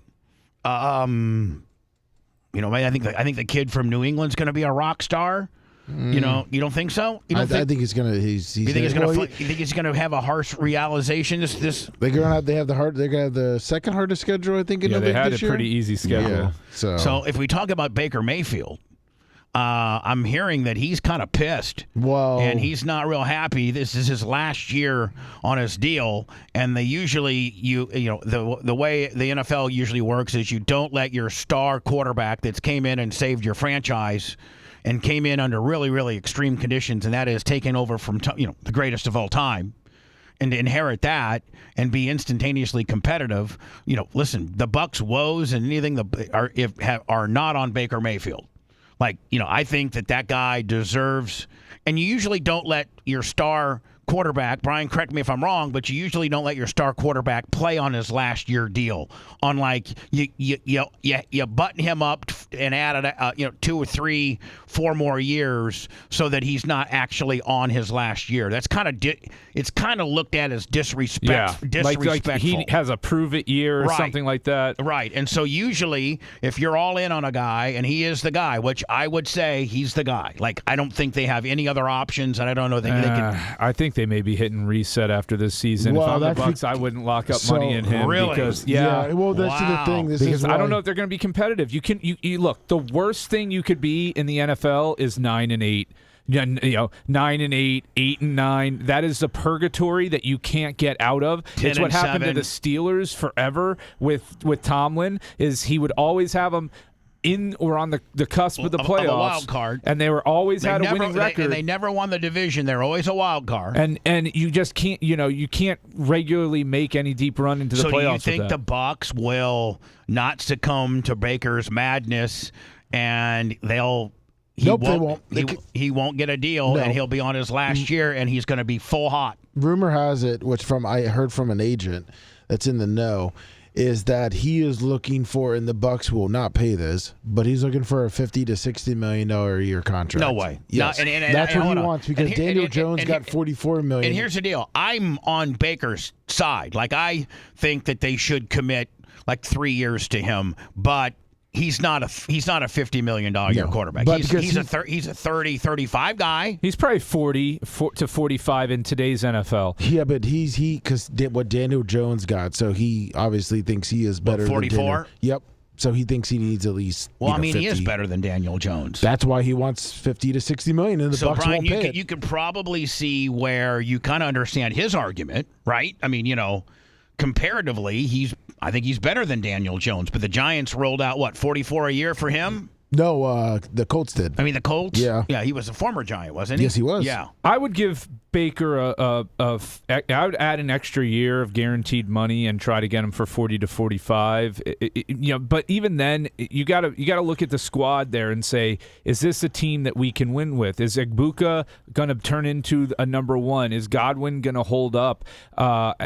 Evans is gone, right? We lost him. Evans is gone, and so now you don't have a legitimate number one wide receiver. Godwin is kind of like a Christian Watson might get tweaked deal. Well, right? Yeah, he got hurt and came back and wasn't quite himself. And Egbuka started out looking great when Evans was on the field with him, but on the second half of the season, when Evans wasn't out there and teams could double team Egbuka, he didn't do much. I just don't know. What I don't want the Bucs is to get stuck in this, like I said, 8-9, 9-8 rut. I would rather be and their division isn't that I'd rather tough. be 4-13 for 2 seasons and then get rebuilt and be ready to compete again. And arguably they're in the easiest division. It's not arguably. Their division's a joke. Oh yeah, it's a joke. Atlanta, they're in a rebuild. The Saints are just a mess. Carolina, they're a mess. Well, Carolina, it's Bryce Young turns into something. They've got a squad. They've got Tet McMillan. They've got the other young wide receiver. That they've got who's their running back that did really well last year? Help me out. The Panthers. Rico Dowdle, but no, they had the other one, Chuba Hubbard. Chuba Hubbard and Rico Dowdle. Yeah, the two thing. Yeah, but So does Baker predict what's going to happen? Does Baker play out? They don't give him a new deal. He plays out this year. If he balls out and they go like 12-5 or 11-6, which is kind of over the hump of their 9-8 kind of deal. They make the playoffs. Maybe they win one round, but they have an obvious uptick from what they've been producing. Does at that point does Baker get a long-term deal with here? No. Do you think he's gone? The Bucs will not pay the money. The Bucs refuse. Okay. So who do you go get? They will go get a veteran that's cheaper and then get someone in the draft. Unfortunately, and then Todd Bowles will have a bad year, and then they'll fire him, and then the renovations will come through, and then they'll try to roll out some crap at the new stadium to get people in. Man, you got it pretty much laid out, don't because you? That's the same thing the Glazers do every single time. They have they tank the team, they fire the coach. Yep. That's about the time that they're going to have a stadium remodel, Willie. That's and then they can roll that out as what the all new cool ass news is our stadium remodel as they draft a quarterback. Which last time we drafted a quarterback was Jameis Winston. Where we went, franchise-wise. Kyle Trask. Kyle Trask. That didn't work out. I mean, listen, the Bucs don't have a very good history of drafting quarterbacks. Not at all. I mean, they have I'm just saying. The two times that they won the Super Bowl, they brought in guys, meaning they brought in Brad Johnson and they brought in Tom Brady. Right? Correct. Neither one of those came through their system via the draft. They got them, they got on the backside of their career, veteran, good, solid quarterback, and they built an unbelievable lights out defense around them, and they had two studs for a wide receiver. That's what the Bucs do. So you're saying, Lummy, they're gonna let Baker Mayfield go to free agency? Yes. They'll bring in some other veteran. That will keep us competitive, almost like they did with Jeff Garcia. We'll flounder around 5 or 6 wins. They'll fire Todd Bowles. Then they'll obviously get ready to bring in a new regime. They'll probably even fire the GM and I don't see start Todd off Light fresh. going anywhere. Jason Light. Yeah, Jason Light. Well, I think if Jason Light's going to want to stay, with the new coach. So it all depends on that. But yeah, Right. New coach, new regime, and then a new stadium with that $1 billion that they want. Here's what this happened. Texas versus Kansas City Royals yesterday. The pitcher gets hit right square in the head. Seth Lugo, former Ray. Yeah. Oh, really? Yeah. Man, you know what? I look at the Dodgers lineup. 2 of the 5 starters they got, Rays, Snell and Glasgow. Yeah. I mean, my God. I think Glasnow he got hurt though too. So yeah, in the Rays way, they get rid of I was him. wrong. Seth Lugo never pitched for the Rays. I'm thinking of the Julio Lugo. I think was the shortstop. But they had a Seth Lugo. It was really? Hey, yeah. So not this guy. So yesterday when they beat the Red Sox, it was nice to see Mullins finally show that power that he had in Baltimore. Now I know he's batting 179, I think, with maybe 4 homers. He's got that over 180. He's been heating up. Yeah, he's been the Mendoza line. Isn't that what they call it? I'll tell you right now, the 200. Yeah. The last 2 games the Rays won have been because of the bottom of the order, not because of the top. You know who I really like on the Rays? Who's that? I like that catcher for Nick Fortes. Not because of his bat. He has a cannon when it comes to gunning guys out. He might be, I don't know if they have statistics. I'm sure they do, and I haven't seen them. But what is he one of the best guys at picking stolen base guys off? Because it seems like every time I watch a game, he's gunning a guy down, and he puts that ball right where the guy's hat's gonna. He has great ball placement. Is he recognized as one of the better catchers in throwing guys out, or the no? The Rays did get him for his play. He's unbelievable. It's more framing pitches and helping the pitcher maximize. But he's not top 5. I know he's 3rd or 4th. William Contreras is. I know that he's pretty good on challenging balls and strikes. I know that he's got a pretty good percentage on that. I saw that statistic somewhere. But Nick Fortes is 38th. 38th in what? For let's see, catching stolen base guys. Caught stealing rates. Oh my God! I thought he was way better than that. Yeah, he's. I guess the Rays have a catcher that they're bringing up through the system that's supposed They've got to be, two. Yeah, they do. supposed to be a stud. They've got two. They've got Nathan Flewelling, who's ranked number 3 overall in their in there, but he's in high A right now, but he's moving up quickly. He's really showing stats that no Rays catcher has put up ever. And then they have another one who's doing really well as Remember back also. in the day, man, when you'd have a catcher. I don't know if Johnny Bench was an over 300 guy, but you'd have or Pudge or Mike Piazza. But like you'd have a guy. It's such because the catcher batting wise sometimes is a throwaway at bat because they're just not that good because they can't be really, really good defensively and, good on the bat. But is Piazza the last guy that really, really was an over 300 guy, had power, and could gun you down stealing? Raleigh had a season last year. Or Pudge. I mean, Pudge was right there. Ivan Rodriguez. Yeah. Will Smith of the Dodgers is pretty good. How about the longtime guy for the Cardinals? That would Molina? The guy that just died? Did he just die? Yeah, I sent you the plane crash on Monday. Oh, that was him? Yeah, I never knew it was him. He was a pilot, yeah. No, hold on. Was he the one that had been there like... Oh, he survived. Did he? The pilot and co-pilot were going to pick him up. And he wasn't on the plane yet. Oh, really? They died en route to him. Let me, was he the most recent guy? Like the one that just retired a few years ago? Yes, yeah. That was Molina? Yes. He was good, wasn't he? Yes, he was. I think most of them are pretty in tune to it. This one, oh my goodness! Back up the middle, off of Lugo's heading into right. And this is what I love right here. So, in today's baseball, you can actually feel bad for the guy instead of just going to first base and standing there, as the hitter, standing on first base, just acting like, whatever, bitch. Hope you get better. The guy, as soon as he hits it, are pretty in tune to it. The hitter, is it Nemo? Brendan Nimmo. This one, So as he runs, look at he grabs his head like, oh my God. Oh my goodness! Back up the middle, off of Lugo's heading. So then he immediately calls timeout. To right field. And do you know why, Bubba? They were teammates on the Mets together. Oh. So they had a history together. I know. They played together for quite a few years. But this is, outside of the baseball norm where you're not supposed to go check on the guy. You're supposed to just stand there stone-faced. Awful. Yeah, they played together for 6 or 7 years with the Mets. Then Nemo, or whatever his name is, goes over and actually checks on the pitcher. Is out of his mind concerned, got a quick timeout, and races over to check on him. That is... There he is checking on. I like that. Yeah, but they were teammates. Yeah. I mean, they're probably friends. No, I know that. Yeah. But I like that.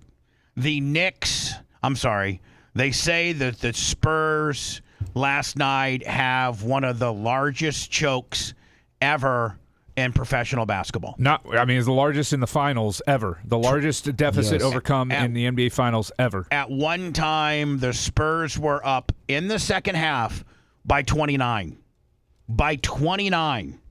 And blew it. Absolutely blew it. And had this one guy, who's the guy that, the Fox guy. De'Aaron Fox. There's like 10 seconds left. There's an errant throw. The Knicks turn over the ball. Fox gets it on what looks to be not an unattested layup, but he's got one of the big Knicks guys that are known for blocking. Was it Boozler or whatever? Who's the guy that blocked the layup? All the guy had to do was to take the ball and either catch a foul on the layup or just keep dribbling. Instead of going if he just would have kept dribbling under the basket and then go over here and they would have had to catch him, they would have had to foul him because at this point the Spurs are up 1, and there's 10 seconds left. They steal the ball. Well, if you don't shoot the ball and get it blocked like this guy did, which allowed the Knicks to go ahead, throw it up court, and hit a last-second buzzer beater to win the game as they were at one time down 29. If you just hold on to the ball, the only option the Knicks have is to foul you. And you're going to get at least a 1-and-1, right? Yes. I mean, if he doesn't shoot the ball and he pulls up and just keeps running around here, first of all, he's going to squander the clock away a little bit. Instead of having 10 seconds left, you're going to have about 4, and that's a whole different ball game having 4 seconds compared to 10 seconds left. And you're going to get an opportunity to go up, by 3 now instead of 1 because you're going to get 2 free throws. Because the only option the Knicks have is to foul you. They got to stop the clock, so they have to foul you. We'll go through that next. It's the biggest choke in the history of the NBA Finals ever. And Lummy, I wish I could play Charles Barkley's. He really, really lit him up, and it was quite colorful and really, really, really on point. But we'll get a copyright strike because NFL, NBA, NASCAR, Indy, they all lock all that stuff up. So it would be like. Did you hear Charles Barkley's? About Cardi B? Yeah. Yeah, I was. Must be Cardi D. And then he said, I don't care if they fire me. I got a 7-year contract. I'll just play golf all day. I love him. I love that dude. I met him one time in Chicago. Now, it wasn't anything formal where he would even remember me. It was at the China Club in Chicago, and we had a B96 station promotion there. And he happened to show up because he was played for the Sixers at the time, and they were playing the Bulls. And after the game, he came to the China Club because that's where all celebrities and athletes went because they had a specific area just for those people. Well, we had access to that to that area too, as being the host radio station. I was in that area, and all the 76ers came in, and he was really the only guy I would care to meet. So I just went. The manager of the China Club took me, Julian Jumpin' Perez, Bad Boy Bill, a couple of us over there, and we met Charles Barkley, and it was just literally, hi, nice to meet you. Yeah, it was like he didn't know who I am, but I did get to shake his hand one time, and he's big, not bigger than Larry though. He's like, I think he's only 6'6", 6'7", and Larry's 6'9" all day. No, I think Barkley's only like 6'5", 6'6". I think he played way bigger than what he is. He did play bigger. 6'6". He's not. I remember when I met Larry the first time, I was like, wow. He says in his book, though, he's only 6'4". He was listed at 6'6", but he's actually 6'4". He was around mound to rebound. Yes, he was. He had the best body position of, him and Rodman. Rodman, and Rodman's athleticism was just off. But we were having this debate. I was at a friend's going away party the other day, and we were having this debate: would Dennis Rodman even get to play in today's NBA? No. He shot 24% from the field. No, because they can find somebody just as good on defense that shoots 45%, right? And probably has a 3. I don't know. I think how many threes did Rodman have in his career? Like 8. He had a couple. I remember when he was with the Bulls, they'd let him shoot a couple threes. I will tell you, man, Dennis Rodman knows us, and we've had him in the studio before, and he is completely a mental case. He sure is. We couldn't get him out that day, the Super Bowl. Yeah, we couldn't get him out. Because we had the Penthouse girls in there, too. Dion left. Well, so we had Dion on, and then Rodman comes. He drank 2 bottles of Jaeger. And he drank 2 bottles of Jaeger. He had makeup on. So Dion calls me and goes, man, I really feel bad for that dude. That dude's got problems. I know, man. He goes, he had more makeup than the girl I date on. I said, I know. Yeah, Dion was in and out. And he goes, Sponge, next time you have me, don't have something like that in there. I'm like, all right, Dion, no problem, bro.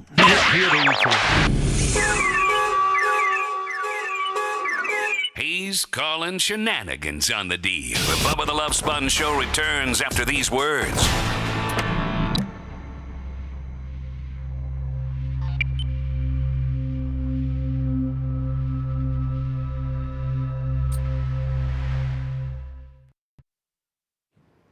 In 94, Brian, he played for the Lakers.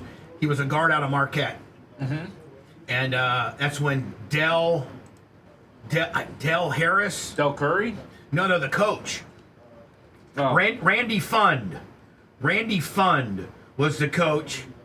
And they had Vlade and Worthy and Byron Scott and Nick Peeler or Anthony Peeler. Which team is this? This was like the 94 Lakers. Oh, yeah, that was Del Harris. Yeah, Del Harris. And so, listen to this. So, Tony Smith, he was like a 6th man off the bench, really defensive guard. He held Jordan one time to like 16 points or something. But from Marquette, he was a journeyman in the league, went to the Lakers, played at Charlotte.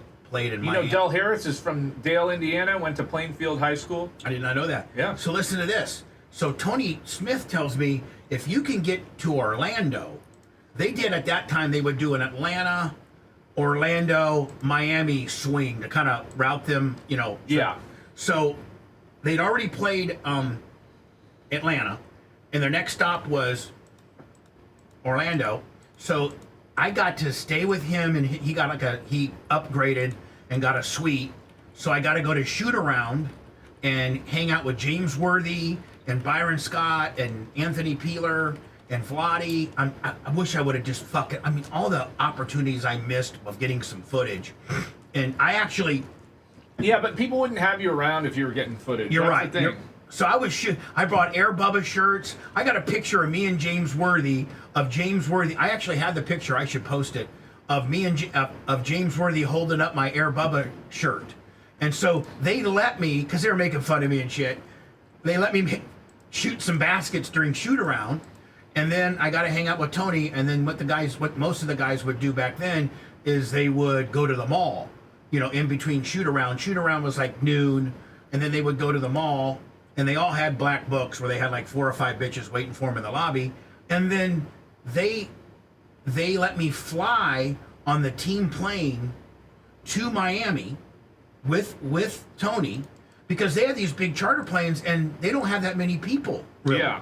They only have basketball's, 30 in their travel party, maybe 25. Right, so they had like 50, 60 seats empty, even after trainers and assistant coaches and nutritionalists and stuff like that. So then I had to take a flight then from Miami to Orlando to pick my car up. But I got to fly on the team plane. It was only like a 37-minute flight. It wasn't nothing. But then we went to the Heat, and at that point they played the same day, and it was an in and out. They didn't even spend the night. They came in and stayed late in Orlando, came in, played the game, and flew out. But that was most people never get to experience that. Yeah, no, that's And pretty awesome. Vladi was cool as fuck, man. He's like Ukrainian, or Vladi was not from here. No, I think is he Czech? No, I think he might be. So he is Yugoslavian. Who? Radi Divac? Yeah. Serbian. And he had kind of broken English. Boy. He looks like Yakov Smirnov. Yeah. And then I think he was part of the Kobe trade. Yeah, he was with the Hornets. Yeah, the Lakers then got traded to the Hornets. Yeah, he was part of the Kobe trade, and I think Tony might have been part of that trade. I know Tony played with him in Charlotte. Oh, then yeah, definitely. Man. What a neat experience, though. And these guys, man, you hang around them, and they're like aliens with regards to how big they are. Yeah. It's like, oh my God, when we hang around all of our guys, Lummy's the biggest at 6'6", but Lummy would look little to these guys. How tall do you think Vlade was? Vlade was only 6'11". No, 7'1". Oh, I didn't. That was his listed height. Yeah. They had a tendency to list him a little taller. Yeah. List him as a baller. Tony made a pretty good living back then. He was making like $3.5 million. And he lived really in this real conservative small house in Milwaukee from when he went to Marquette, and he went on to do play-by-play for the Bucks, the Milwaukee Bucks, on Fox locally. He was a great dude, Tony Smith from Marquette.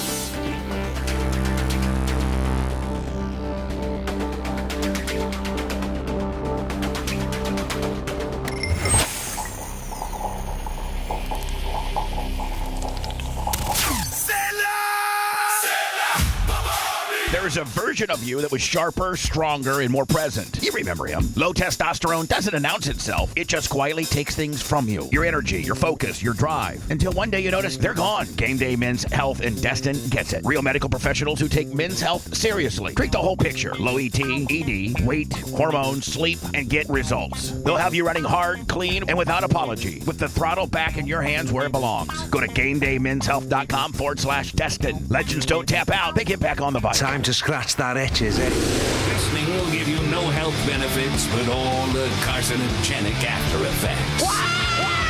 Stop waiting while you're ahead for a change. We now return to the Bubba the Love Sponge Show.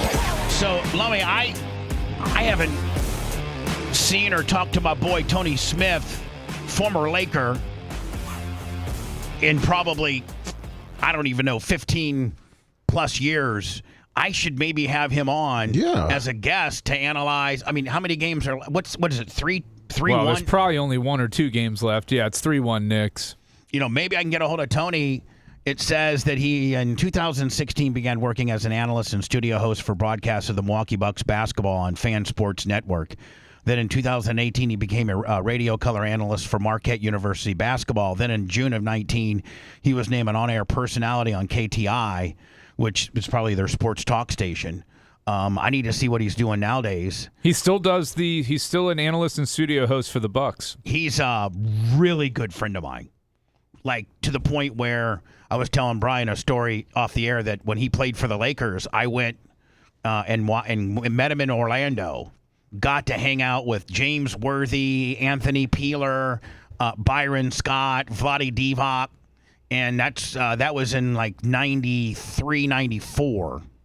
And he played for the Lakers from 90 to 95. Then the Suns, the Heat, the Hornets. Then I guess this might be maybe in Spain, and then came back to the Milwaukee Bucks for a year, and then Atlanta. So I mean, I think he actually had some. He was like a 6th or 7th man off the bench, and he was really noted for being like a defensive guy. I think one time when the Lakers played the Bulls in 91. In 91, he actually in one of those games held Jordan to like less than 20 or something like that. And that was, if you could hold Jordan to 17, that was, I mean, you're a stud. You might be able to look that up. I think that we've talked about that before with him. He had 2 seasons, one in 93-94 with the Lakers, and then 96-97 with the Hornets, where he started a lot of games. But yeah, he was definitely a 6th man, 7th man type of guy. But I mean, even back then when I knew him, like he was making like, $1.6 million. Then I think his first year he was a 2nd round guy, and I think they only had 2 rounds back then, and they still do. They only have 2 rounds. Yeah, he was 2nd round, 51st overall pick. Made the team. I think his first year might have been like 300, and then like his second year might have been like 9, and then he cracked $1 million.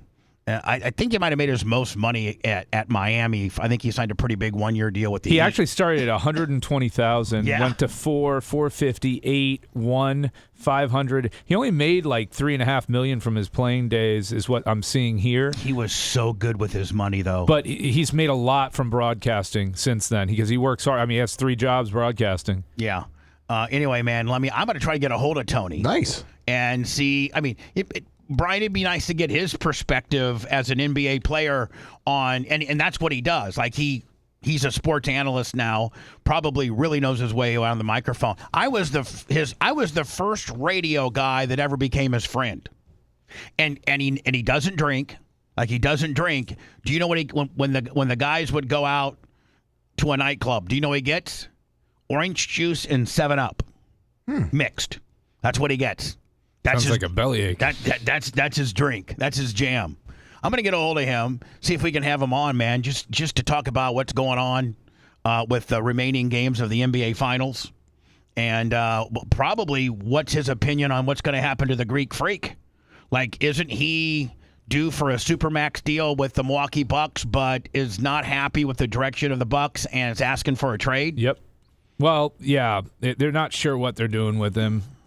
But, including the same guy who owns the Cleveland Browns owns the Milwaukee Bucks. Did you know that? Yeah, it's a rare thing when you get multiple cities. Yeah. And so is it Jimmy Haslam? So he's signed with them through 28-29. But here's the thing. Back in the day, man, you had to kind of honor your contract and you couldn't be a squeaky wheel. But nowadays, man, you can just say, I don't want to be here. My head ain't here. I don't think we're headed in the right direction. I want to trade. And they usually give it to you. Well, he's one of the best players, but he's missing that, that career-defining moment in the playoffs. Well, when they went and got that guy from Portland, looks like they were really, trying to posture to get a championship quality. What was that? the guy from Portland that was lights out 3-point guy, Damian Lillard. Yeah, remember they went and got him. The Milwaukee Bucks went and got him, and I think they since have cut him. They cut that guy. Wow. Lummy, you know the guy. He's like big time. He's like a pro. He's like I know. I was What was his surprised. name? What was his name? Damian Lillard. Yeah, but I think they cut him. because he got injured. Looks like They cut him. I'm just surprised they cut him. But I guess his injury.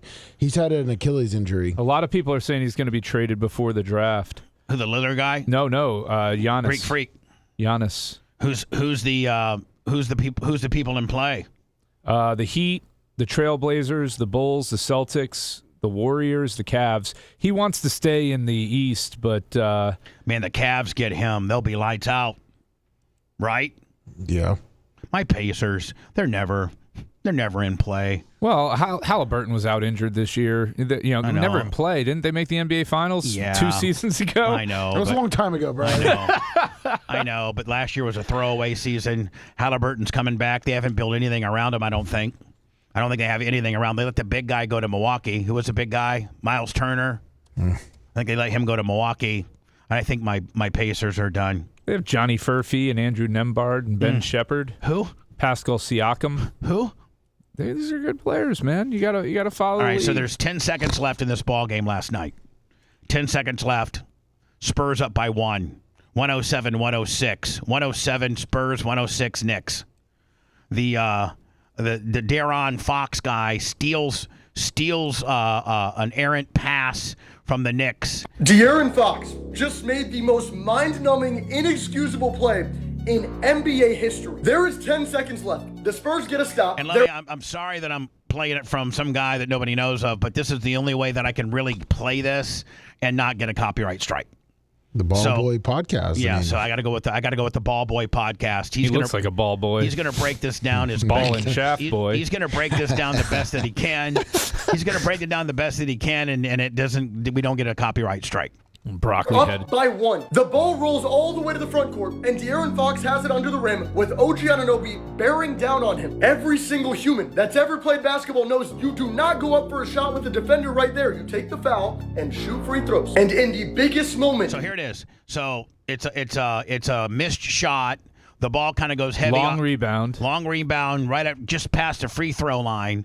The Spurs get it. And there's exactly like 10 seconds left on the clock. Inexplicably, somehow, Anthony Towns and OG Anunoby are the only two back for the Knicks. So they're big, slower guys. Of his life, of the Spurs young players. So here you go, man.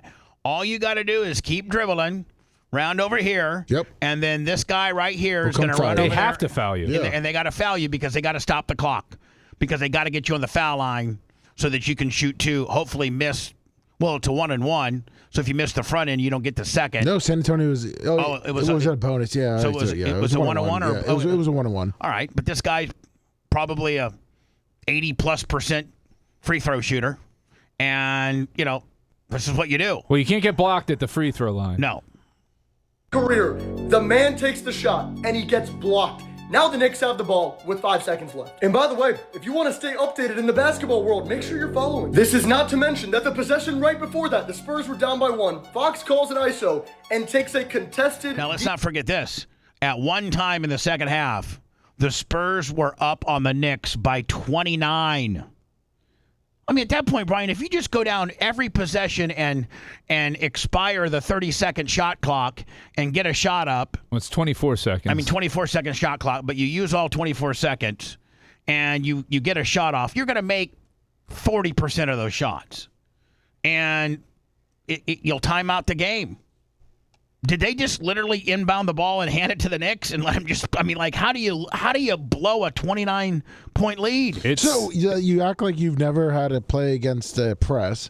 You make bad passes. You just continue to make. Were the Knicks pressing? Yeah, they were throwing passes away. But it was 81-52, like with 9 minutes and 40 seconds left in the third. So if you're the Spurs and you're back in the day, would you be popping threes? No. Okay, well you go inside, you slow the game down. rebound, you gum it up. You get, guess what they didn't You do? get that big man foul, right? Yep. You bring it inside. You get the big man foul. You're burning the clock up. You're just not launching threes. Didn't they launch like 9 threes? Yeah, it was ridiculous. They took 43 threes in the game, and they had 17 of them, but they had a much higher percentage earlier on. Yeah, but what was their outside of the threes? What were their field goal percentage? They went 19 for 43 from 2. That's a terrible percentage. The lowest percentage shot in all of basketball. He missed it, but Castle bailed him out, and then they still had a chance to win, and then he took that layup and got blocked. In the matter of 5 minutes in real life, it shows you. Final series winner, New York versus San Antonio. I don't know what this necessarily shows you. That's the percentage of what they had to win. To win the series.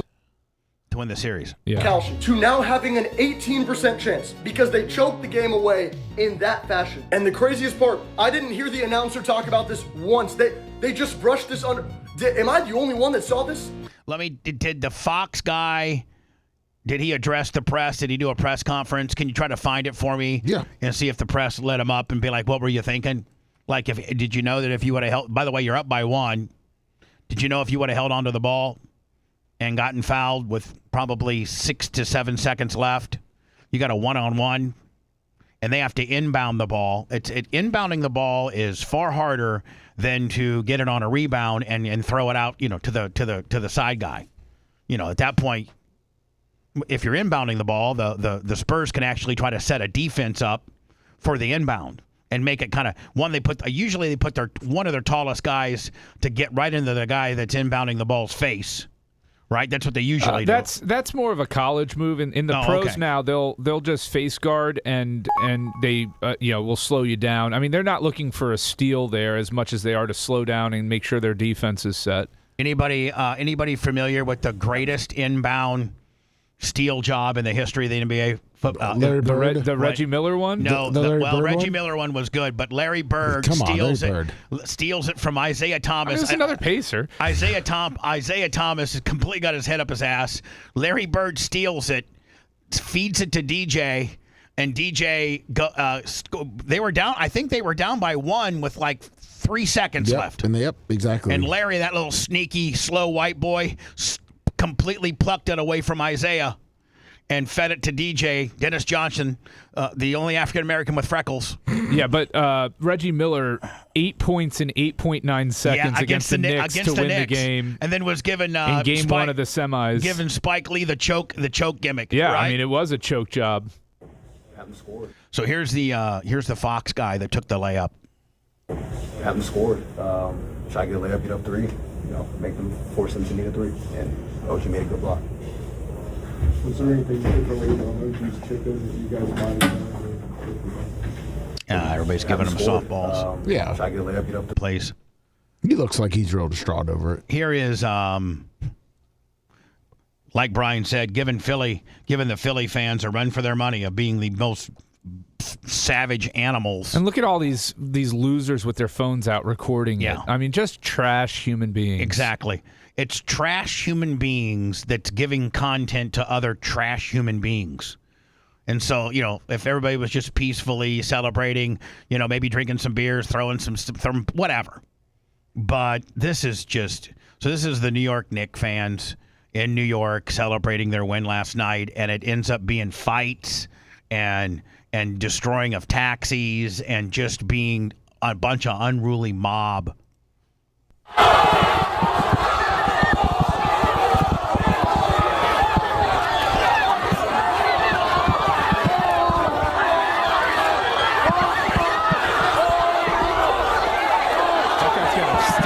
Guy's got a tree. Tree? Guy's got a. It's a white guy doing with a tree there. Is that some sage? Did you bring the sage? He's blessing him. He's like sticking people in the face with a tree. What the fuck? Oh, yeah.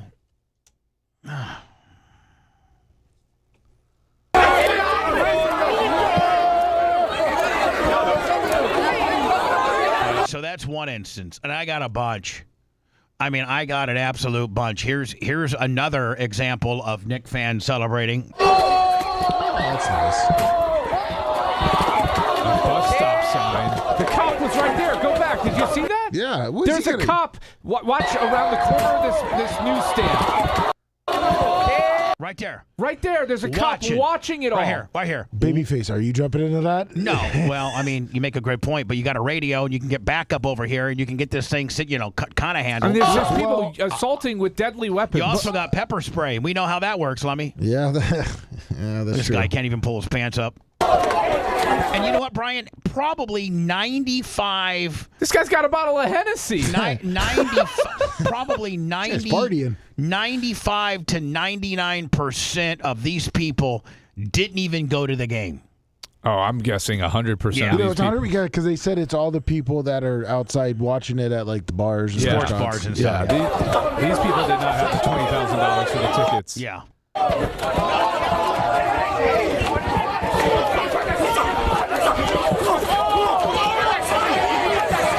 And let me ask you a question.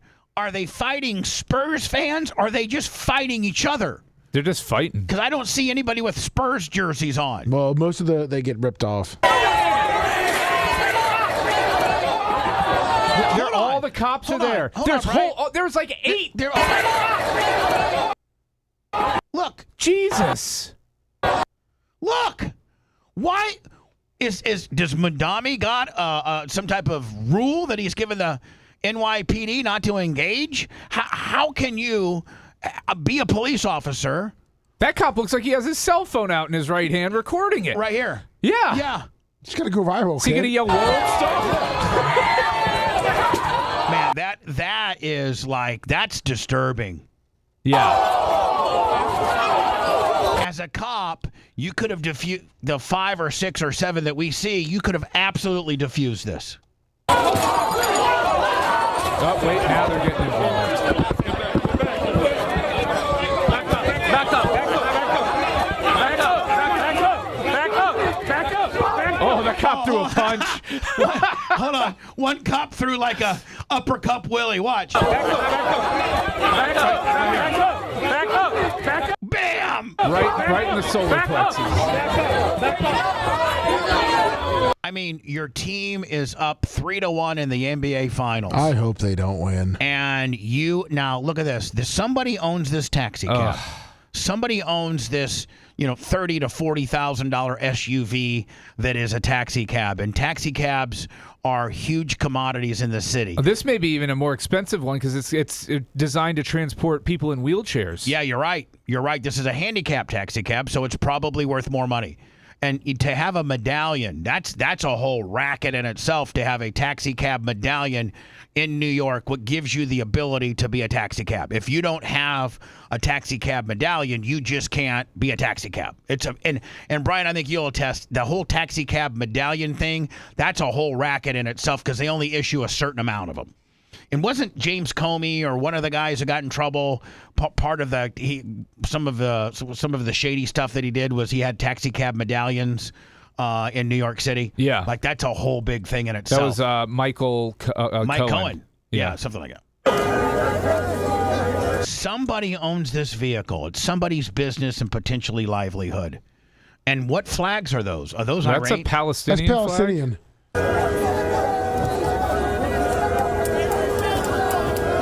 Okay, so if I'm the NYPD, which I don't know how effective they are nowadays with their new mayor, I am trying to identify every person that's on this vehicle, and I am arresting them through I'm sure facial recognition or social media or Facebook. I'm sure they've all been through the system once before. Exactly.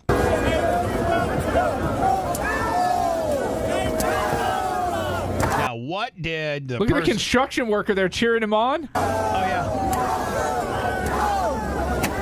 And everybody's got their phone out, and everybody thinks this is going to go viral. Oh, such trash. United Nations of trash up there. Yeah. That's what we've become. When I return, we got to get into the fact that I guess last night we bombed the hell out of Iran.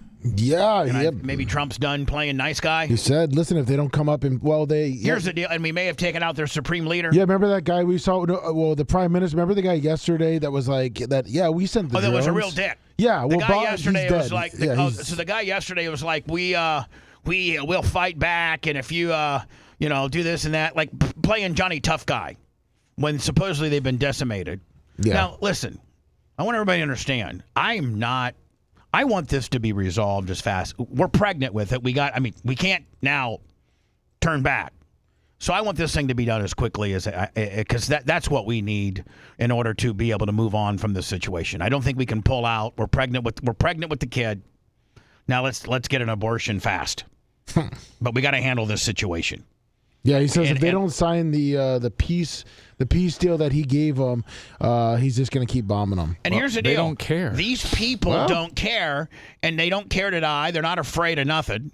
Well, and there's a reason why 10 presidents have not done what Trump has done, but he's now done what he's done. So now we got to get out of it. Well, now we got to press the gas, because the only thing they respond to is taking life, liberty, and other things away from them, and they're never going to negotiate in good faith ever. They're going to continue to string this along to make him look stupid, because it does. And we get more and more, disgruntled with how long this goes, and we're paying $4 for gas. And they know the longer they go, the worse it is for him in his own country. People, people are turning on him, and it could all be remedied with getting some type of closure and us being done. Well, they're saying that there's two parts. There's the IRGC and then the Iranians. There's another side of the Iranians. The other side of the Iranians wanted peace, but the IRGC are never. I mean, they're the terrorist, guerrilla part of their government. Well, that's all the bombing. All the bombing went them killed pretty much their whole almost all their leaders of the IRGC are dead now. Yes.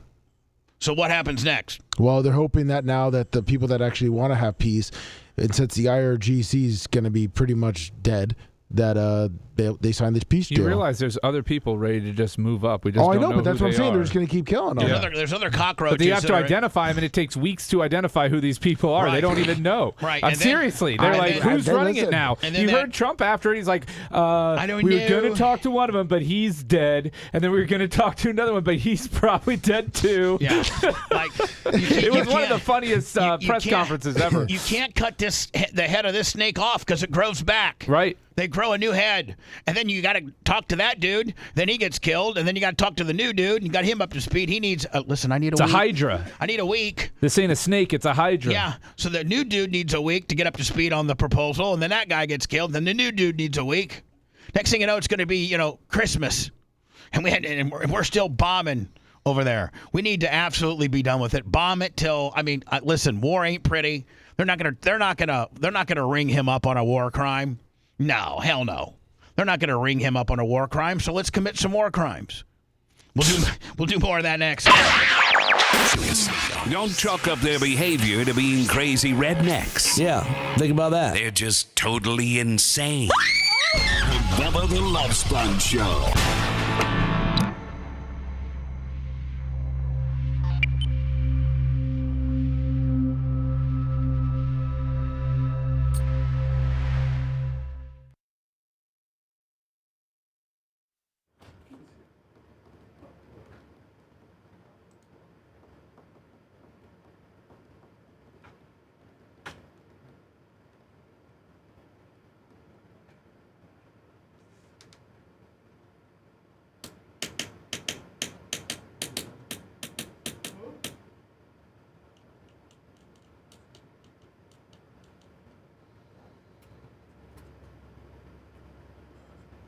Take it to the limit. One more time. Eagles. Take it to the limit. Take it to the limit. Take it. That was one of the biggest hits. To the limit. One more time. They had so many hits. The Eagles. Yeah, they're a good one. They still tour, right? Oh yeah. They just did the Sphere. Yeah, Hotel California, Lion Eyes, Peaceful, Easy Feeling. They just did the Sphere. One of these nights. One of these lonely. Desperado. Oh my God. Tequila Sunrise, Witchy Woman. Witchy woman, see how high she flies.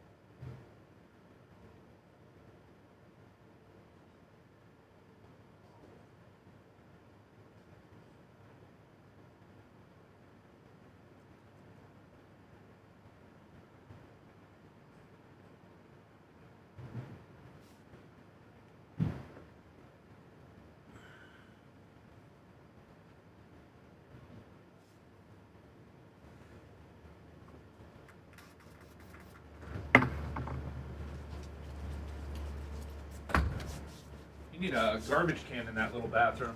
Oh, there's not one in there? No. There was one. She must have emptied it. And is there one in the studio here? No, I gotta get. I got some trash. Macho's got one. Here. I'll bring it. You don't have to throw it away. Just tell me where it is. It's right there, right by the. Okay, thank you. Oh wow. Hello, how you doing?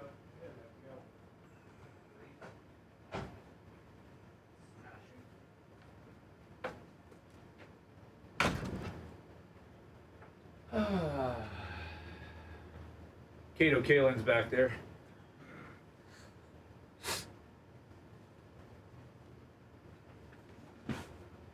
What's your favorite Eagles song, Lummy?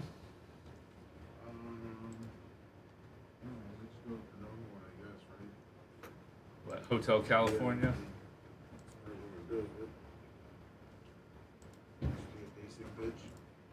You are a basic bitch.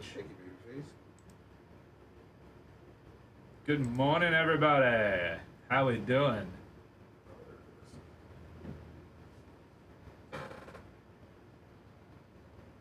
Headphones?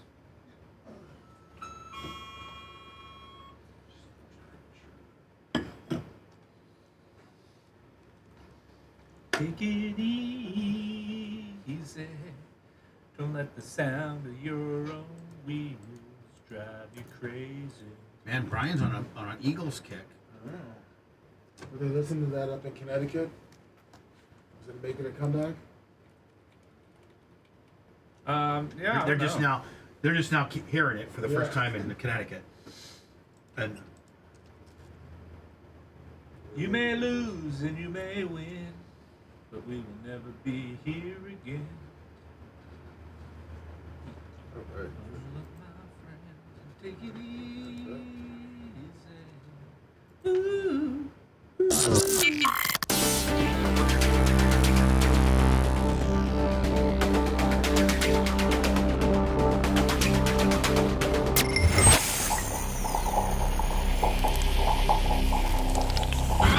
There's nothing sexy or glamorous about this broadcast. Just press play. Bubba the Love Sponge. You're listening to the Bubba the Love Sponge Show. I wanted to quickly get on this girls wrestling gimmick because I just don't get it. I don't see it. I don't know what they're trying to do. So apparently, Bubba, as I'm reading this headline here, I believe the girl's mom was mad because the opponent was a boy, a trans boy.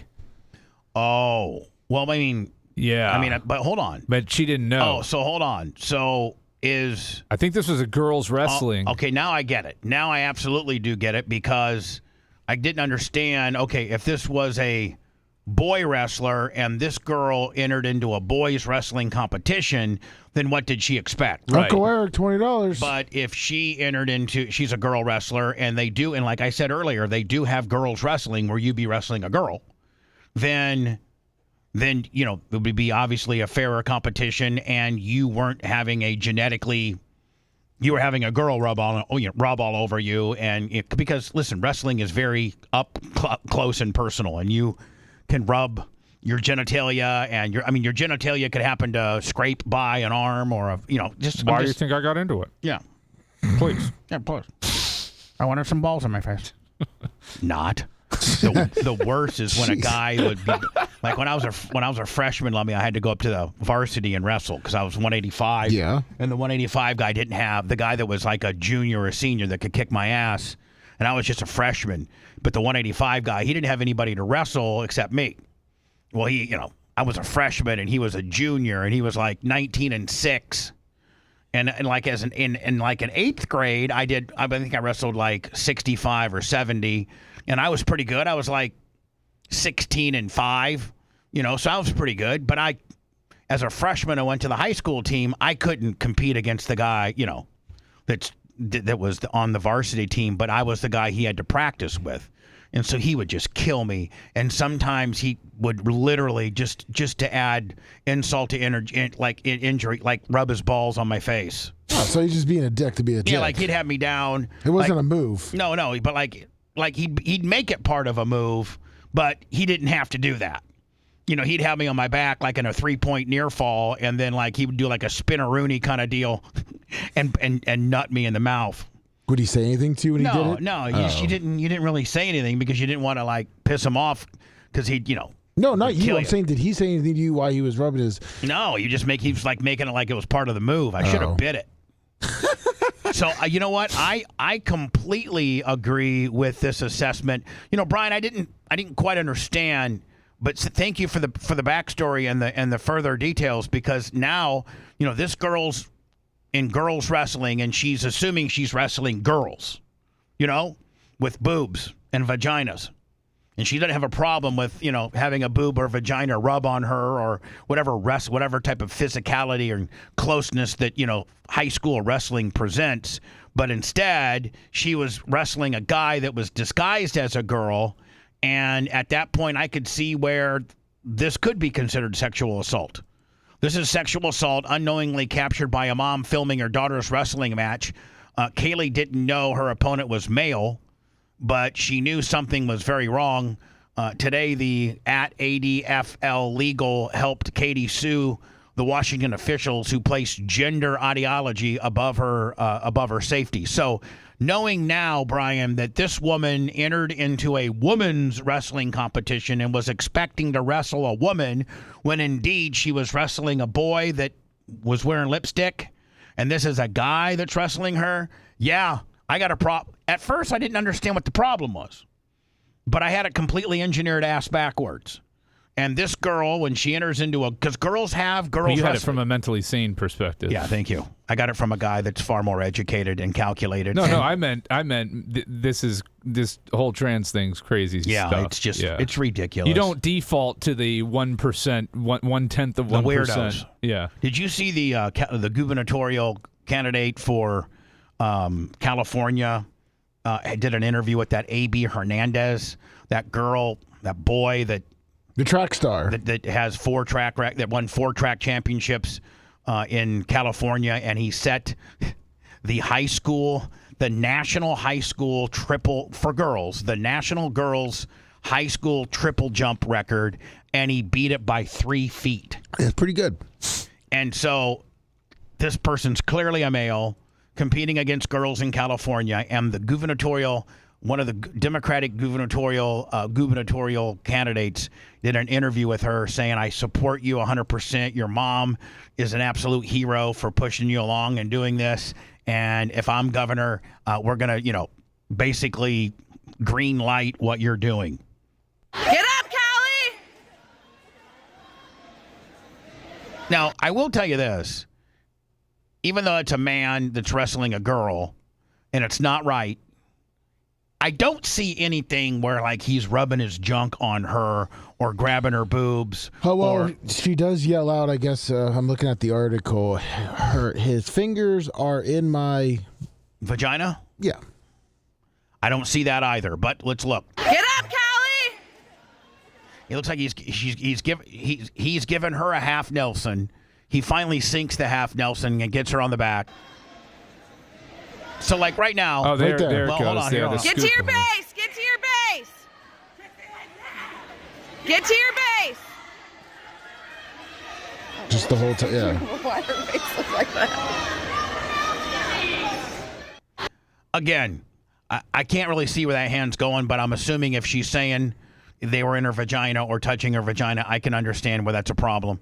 It's just a problem overall. Like Brian said, this less than 1% of our population, regardless of what your political affiliation is, the less than 1% of weirdos that want to dress up boys to compete against girls are just, weird. I mean, you're the one changing, so you compete in the division you were born into. It's that easy. We don't need to change the rules for 1% of the people. Compete in where you compete into where you line up chromosomally. Yep. If that's the word even. Well, it looks like the mother's also upset because it looks like they reported it after it all happened, and the district sat on the report for 2 months. Yeah, they didn't want to mess with it. No, they don't want to mess with it because in Washington, they're as woke as you can get.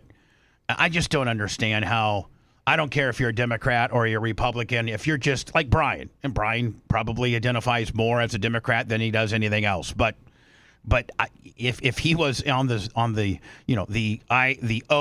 OHSAA or the the Washington Girls State Athletic Commission, he would have definitely a problem with this, regardless of where he politically aligns, and be like, listen, regardless of what I am politically, right is right and wrong is wrong, and this is just wrong. At the very least, it should be disclosed to the participants, and they should decide whether or not they feel comfortable participating against the. But this, what they're saying is they didn't even know that she was a he.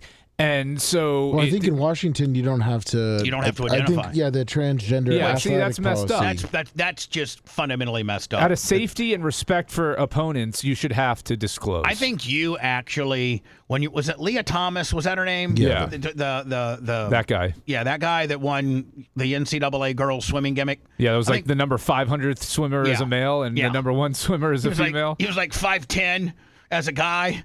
And didn't even make it out of the first round. And I think Brian actually made this synopsis, and he's like, the way that the other 8 girls or 7 girls, I think there's 8 total lanes, what they should have done when they were at the finals, the NCAA finals, is when the gun went off, they just all stood there, crossed their arms, and let that numbnut swim by itself and walked off. Off. Yep. That's what they should have done. It would have completely destroyed the competition. It would have made him even look stupider. Well, and it shows women unified against this insanity. Yeah. When you're competing against them, you're kind of endorsing it. Yeah. You're kind of endorsing it. So, except when you don't know about it.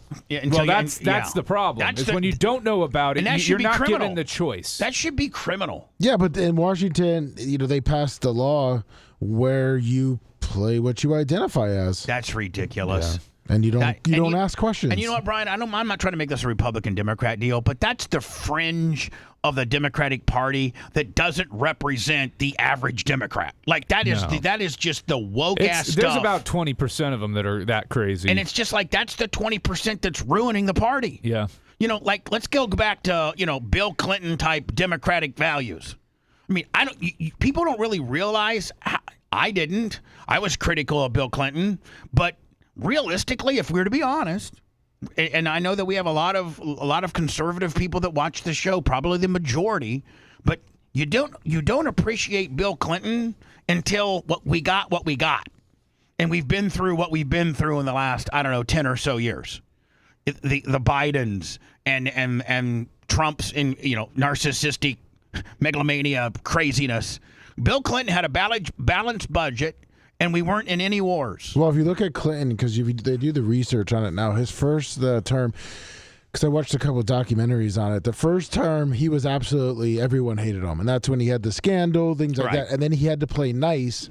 So he then just became, hey, let's all get together, so the Republicans would stop going after him. Why can't the next person that's the president look at hey, listen, Bill Clinton played nice on his second term, killed it, got a lot of good stuff passed, was more bipartisan than he ever was, and we were healthy. Because they don't care about our country, Bubba. They care about personal wealth and enriching themselves and fundraising and getting their friends rich. This is not about fixing the country and making it a better place.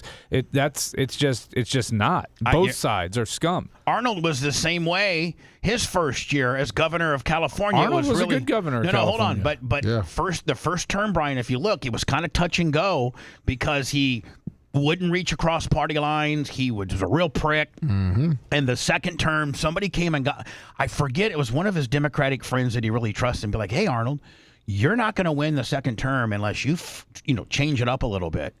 And he then went on and was more, bipartisan and reached across to, the political aisle and got a lot of great things done. Won his second term and got a lot of good things done. Was a really good president. And a lot of people say, had we not, I don't know what amendment it is, but, where you have to be over 35 and born in America to be the president. A lot of people said if we didn't have that rule, he would have been a good president, Arnold Schwarzenegger. I don't necessarily disagree. No, I liked the guy. Yeah, I liked him a lot. I still like him. I wonder how if that scandal would have come out a lot faster. The nanny scandal? Yep. Yeah. So here is from last night. This is footage from last night. Now, I'm assuming this is us bombing them. Yes, us bombing the IRGC compounds. This is the IRGC compounds, where the kind of the guerrilla military portion of the Iranian government. Do we think any of them were actually there? 23 senior IRGC officials were all meeting. So. And I think, Brian, when you're in a meeting and this hits your building, I don't think it's quite survivable. Yeah, I was in the command and control center. That'd be like you being on Lemon Street just hanging out in Gina's office. Next thing you know, one of these big missiles hits you. I don't even think Tom Bean has a chance downstairs. Hopefully it gets Red Tape Ken, too. Just kidding. I want Paula and Tom to be saved. Sorry, Ken.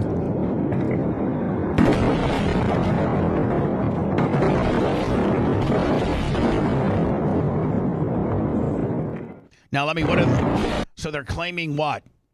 And they're also claiming that this guy, who is supposedly the supreme leader and the son of the guy that we originally killed and supposedly maybe lost a leg, that we may have gotten him too? Yes. Now, is it official? I'm seeing conflicting reports. It said Iran has officially confirmed. I know, this. that's where, because you get these different people that are coming out and saying it, but I have not seen it.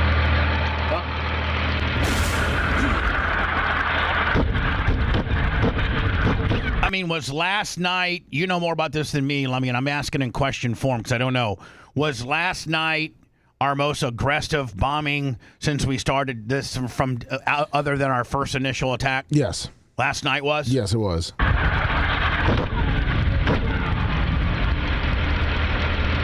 And supposedly we got this guy? Now, I have not seen a single thing confirming that story. Yeah, who's the next guy up, though? Like, we got to deal with that guy now. But see, I'm seeing this story, too, where now they're showing a video of this guy? Talking about that guy, about the airstrikes from yesterday. If you can find that for me, I'll love just to play. send it to you. So you sent me where they're saying you didn't get us catch. Good luck, try again? Yes.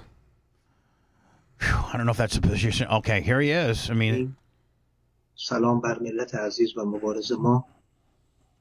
بسم الله الرحمن الرحیم. But then some people are saying but that, hold on, we don't even know what he's saying because we don't speak the native tongue and they don't give us an English interpretation. Yeah, and then the texts say what he says. I know. Yeah. Can you say that word there, Bubba?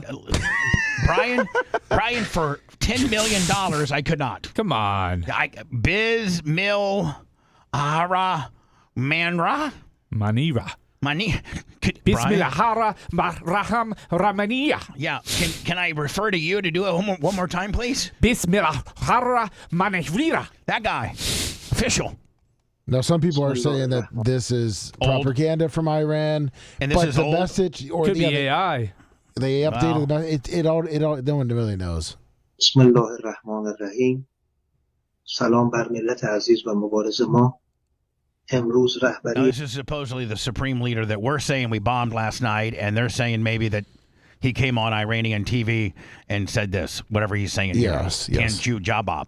این امت بزرگ را بر عهده میگیرم تا در راه شهیدانمان گام برداریم. Such a beautiful language. Now, is that his dad and grandpa right here in the background? Yeah. Yeah. Who are dead? Yeah, they're dead. آزاد کنیم. ما تا آخرین All right, so we got that, and then we got Trump. We got Donnie coming on here, of course, on Fox, and he's giving everybody the report. Yes. Yeah. Why do you got to wear a hat? Why not? That seems like a pretty formal setting there. Currently in the Situation Room with Vice President J.D. Vance, along with Special Envoys Kushner and Witkoff. The president giving new insight into what is taking place as we speak. There is an ongoing bombing campaign against the Iran. Now, Brian, when they, it's my understanding that, all military operations are conducted out of CENTCOM, here in McDill. Everything we do goes SATCOM, whatever it's called. CENTCOM. Central Command is what it stands for. CENTCOM, it controls everything. Now, will the president be piped into CENTCOM and be calling the shots from there? Or would he have how would they I guess I've never run the military, so. And can he override? CENTCOM might say A, and he'd be like, "No, that's not what we're gonna do." Yeah, I mean he's can the he commander in chief. He ultimately has the final say. So if they're like, "Okay, we're gonna hold off," no, I want you guys to go ahead and bomb them. So I mean, I'm sure that They can't follow illegal orders like that violate the Constitution, but they can, follow lawful orders. Iranian regime. The president tells Fox News that 49 Tomahawk missiles were used to hit targets inside of Iran, some of them as close as 40 miles from the Iranian capital of Tehran. Why 40 miles? Why wouldn't you just go in? The president said that U.S. fighter jets are also operating over the skies of Iran, taking out radar systems and air defense systems. Now, are they trying to get the IRGC or whatever the hell it is? Are they trying to kind of target those people? Yes. More so than, these people, the Tel Aviv people? Tel Aviv looks like a pretty nice city. Well, that's Israel. Yeah, that's in Israel. I'm sorry, but still, looks pretty nice. It is. It's in a the beautiful southwest. city. Is it the size of like New York or Chicago or something smaller? Probably looks like Tampa.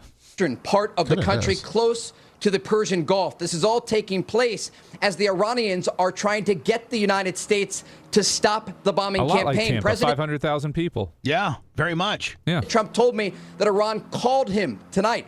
Top Iranian officials and President Trump spoke directly. Please stop bombing. Donald, please. We got to cease fire. According to the commander-in-chief tonight, as the president was... And I'm assuming that all this is kind of retaliatory from when they shot one of our helicopters down. Is that? It's part of it. Plus, Trump said he's over it and ready to. They don't want to sign the deal. We got to get this thing completed by July 4th. That's right. Sitting in the Situation Room, and he told me that the Iranians asked them to stop bombing. And the president said to me, the bombing will stop shortly. I asked him what will happen if the Iranians do not sign an agreement that was put forward by American negotiators. President Trump said, quote, we'll bomb the S out of them tomorrow. We'll bomb the shiz out of them tomorrow night. And so the president... and he even says when, which is tonight. Yep. Because this is from last night, and so tomorrow night would be Thursday night. So they saying if they don't get this thing signed today, that we're going to continue the bombing tonight. Keep bombing. Put forward by American negotiators, President Trump said, quote, we'll bomb the S out of them tomorrow night. And so the president is leaving the military option on the table if the Iranians are unwilling to sign this good faith deal that would ultimately open the Strait of Hormuz and ensure that... And Brian, here's what I understand. It's almost tomorrow night now, though. So it's 4 p.m. over there already. So is it tonight for us or is it tonight for them? It's tonight, Washington, D.C. time. Oh, okay. So, Brian, let me ask you a question. Here's what I don't understand is that, okay, prior to Epic Fury, Iran didn't have a stranglehold on the Strait of Hormuz. It was an international waterway that's 29 miles wide that people could come freely and travel freely through there in international waters, whatever they were, the oil tankers or whatever they were doing, whatever type of trade they were doing, countries could travel freely. Then all of a sudden, when Epic Fury came down, then they grabbed that because they know how valuable it is, and then made it theirs, and now it's a point of negotiation when it was never theirs prior to this issue. So, that ain't right.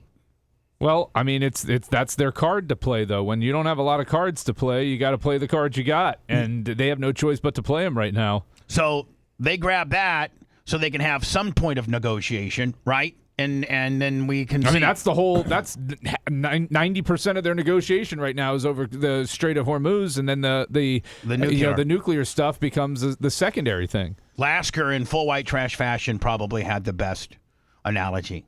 What I would do is I'd go ahead and take their nuclear weapons and then use it on them. That way, you're getting rid of them for good reason. There you go. I mean. Not necessarily a bad play. Secretary of War Gene Lasker. But I do think that using nuclear weapons is an act of, it's illegal in war, isn't it? I would actually put together a squadron of outlaws, and I would have them paratroop in on their motorcycles, and then we would go in there and we just take care of them. We just throw acid in their face and ride off. And burn their houses down. And they wouldn't know I hit them. They'd never seen the outlaws in Tehran. Never seen bikers. They cannot advance a nuclear program toward a nuclear bomb. That is the bottom line here that President Trump has reiterated over and over again. The reason Operation Epic Fury began was to prevent the Iranian regime from obtaining a nuclear weapon. What do you think, Brian? Obviously, I'd love to hear where you think this ends up and what your prediction as to when not where, but when and where do you think we finally have some type of resolve where we can report back to our, fellow Americans that this is over, it's done. Do you think that they continue to delay because it makes Trump look weak and stupid and causes our country to have unbelievable fuel prices and, inflation and things like that? Or do you think that they're at the brink of the tipping point where they potentially might sign something that we could live with? Well, you got to realize that this isn't happening in a vacuum. You've got Israel battling in Lebanon, right? And those are groups that are supported by Iran. You've got Hezbollah and other groups in there that the Iranians support. So this is not just geopolitical. This is religious-based warfare as well. And so there's a lot of moving parts beyond us and Iran in this. Israel is putting a lot of pressure on. I mean, if you heard the reports of Trump cursing out Benny and for what they're doing. He got full hot on Netanyahu, didn't he? Yeah, and then here we are though, and he's doing what Netanyahu wanted, which is forget the ceasefire, get into it. Let's get to it. And so it's a complicated situation. I don't know how it ends, man. We're dealing with lunatics on the other side. If we were dealing with sane people, they would have come to an agreement. But do you think that there's any relief in sight, or do you think that this is something we're talking about in August? I think we could still be talking about it in August. Man, don't you think that's really bad for us? Collectively. I mean, I don't think it's good for anybody. He's going to get his ass kicked in the midterms if that happens, don't you think? I mean, I think the midterms are going to be an ass kicking no matter what. Typically, the party that has power of everything loses control in the midterms after they had power of everything. Now, will they have enough to impeach him? No, not even close. Not even close? No, so he's not worried about that? 66, please. Is it 66%? 67 senators are required to convict. It ain't happening. It's a waste of time. When we return, I've been holding on to this story for a couple days. I wanted to specifically... Since April 5th, apparently. Yeah. Thanks, Brian. Deliciously disgusting. You're absolutely right. Here's the Bubba the Love Sponge Show.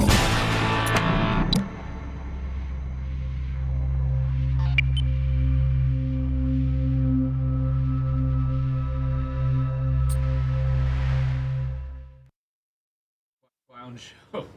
Oh. Did you see Madami yesterday for Gay Pride? Oh, at the Bears? No, at City Hall? At the City Hall deal, where this trans guy introduced him, and then Madami said he's already set aside $15 million for transgender whatever. Transgender what? And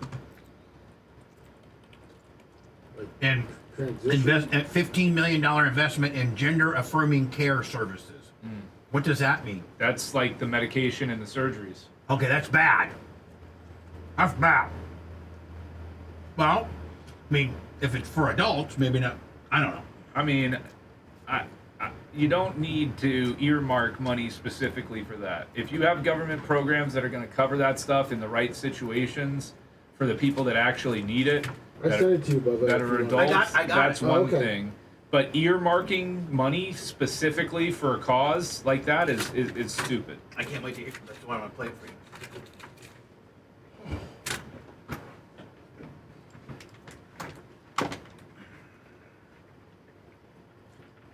He's a fucking whack job. He's a fucking whack. Didn't they say, let me, that there's been like 590 companies leave New York? Yeah, I know it's over 500. I'm pretty sure. I should be able to get that exact number. Yeah, Florida got like 70% of them.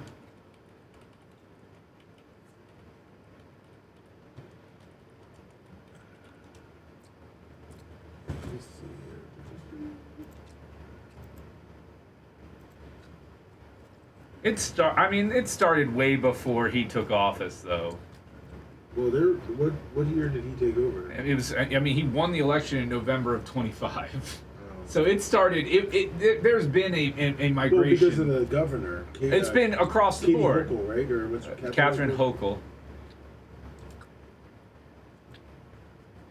I'm not saying he didn't hurt, to speed things up, but They're putting it on his tab. Him and Kathy Hochul.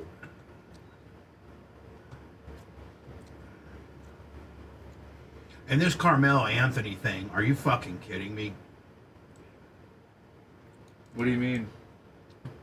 Where they're saying he didn't get a fair trial because the prosecution used its 13 preemptive strike to eliminate all the African Americans. Well, you have to have a reason not based on race for eliminating somebody. Well, the judge, the judge didn't. They tried to appeal it. It is an interesting case though, because if it happened in Florida, we have stand your ground. Somebody shoves you, even if you're being an asshole. He did not physically initiate the altercation. From a legal perspective, somebody comes up and assaults you, you have a right to defend yourself. But isn't it? And I'm just asking because I don't know. I'm not arguing with you.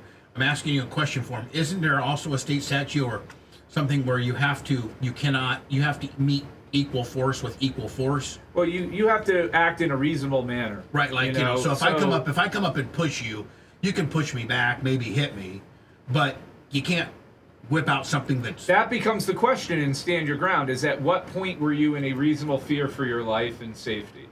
Right. And that becomes the question. Look, he was convicted. I mean, I don't have a problem with it. Well, but Brian, they've been starting their fuckery since the preemptive strike, since Fort Dyer, and it's my understanding, and maybe I think maybe you just corrected me, but I thought that there was no rhyme or you don't have to give a reason why you strike somebody. I always thought that your however many preemptive strikes they give you, those are your strikes to use however way you want them, right?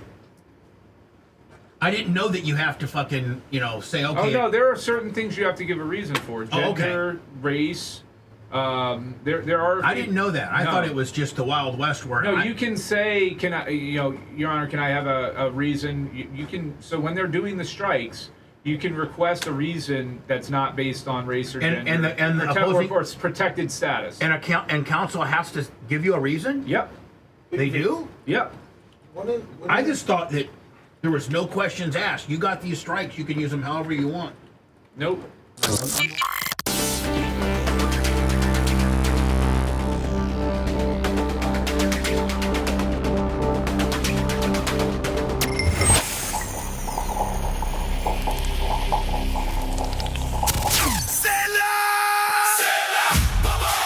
Hey, it's Bubba the Love Sponge. If you're looking for a Volkswagen or any quality used vehicle, it's Volkswagen of Wesley Chapel. You can get financing as low as 0% APR on new VWs and as low as 1.9 APR on certified pre-owned. Over 200 new VWs in stock. Over 200 used vehicles in stock. You're looking for a specific car or truck or something they don't have? They'll find it for you. Mention Bubba Army, get an additional $1,000 off new or used. No questions asked. Ask for my boy Rolo. For more information, go to VWofWC.com. Volkswagen of Wesley Chapel. Guess what? Time for insults aplenty. Bubba. And they're all from the heart. Collateral damage of the truth. Bubba the Love Sponge.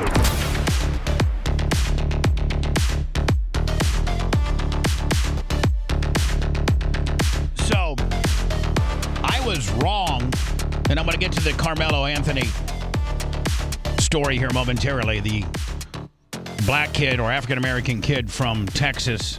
Was it Frisco, Texas? I think it was. Yeah. That stabbed the white student from a different school and was convicted on was sentenced to 35 years in prison, of which at year 17 and a half he can apply for. It's not probation. I think is it parole? That's parole. Yeah. When they let you out, it's parole, right? Of prison. Yes. So I was wrong when last week, and I'm trying to act like I'm Johnny, Mr. Legal Pants here, because I've had a couple trials and I've watched the system a little bit. And I think I probably know way more than I really do. And I thought, and Brian's again, and even Jay has recognized that a lot of, I don't know if you heard Jay last week or not, Brian, you probably were on vacation, but I think we were bringing up the MJ trial and how we just were so far ahead of the voir dire process because of you. and your ability to be able to get us data that the other that MJ's team didn't have. And he even hired that Harvey guy, Harvey Mellish, who is an expert at mock trials and voir dire. Remember his gigantic sheet of paper that he had with all the jurors on it, and you guys all had nice little binders that had dossiers on each juror. Yeah, I mean, and his was it looked like literally it looked like Walker's Arts and Craft. Like it literally was a big poster board with just like a bunch of nonsense on it. And Brian walks in and gives everybody a 3-ring binder with everything we needed to know and then some. And I really attribute a lot of our success on us and our ability to pick the right jury. And in doing that, I thought, and did we have 6 or 7 preemptive strikes? Do we know? I think it was 6 per side. I think it was something like that. So it may have even been 10. Isn't that determined? It was a big jury pool.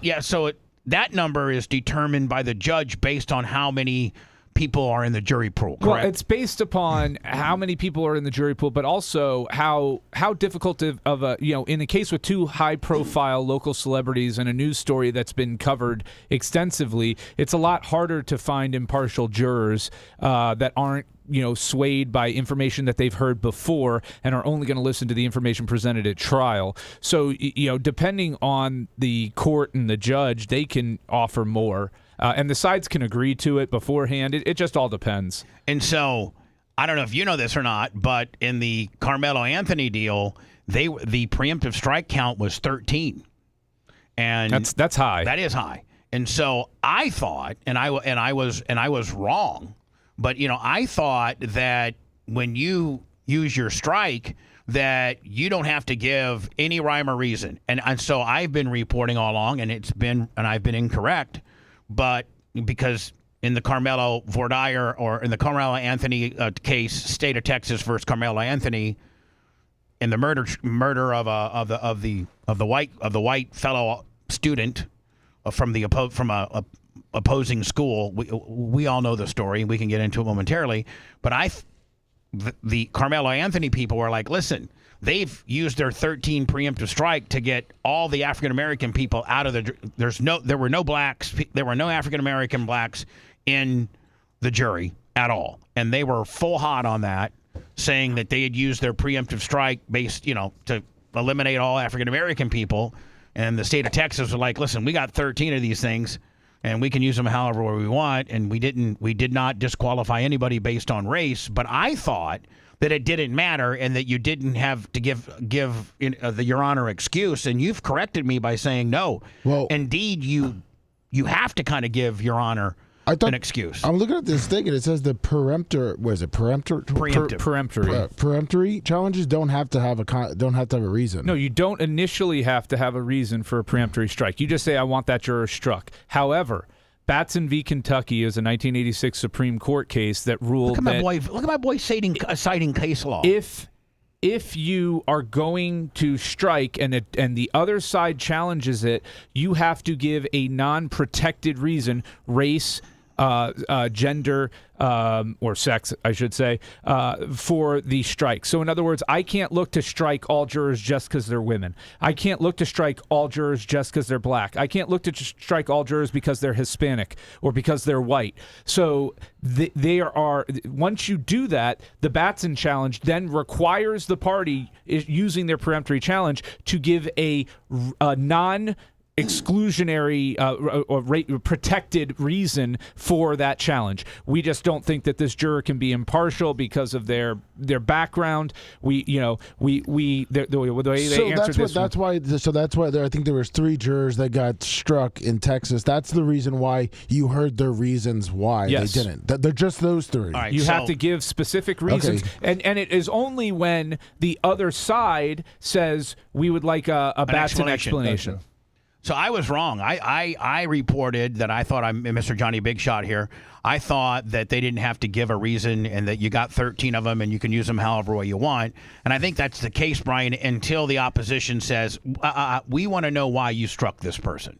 Right. We want a Batson explanation for this strike. Right. Which means provide your reasoning outside of race or sex. And if you're opposing, if you're the state of Texas, at this point, you're not going to say, well, I struck him because he's black. You're going to have, they fill out questionnaires and have answers to questions. You'll point something out of what they said and make that your excuse, correct? I mean, you're not going to say, well, I struck him because he was African American.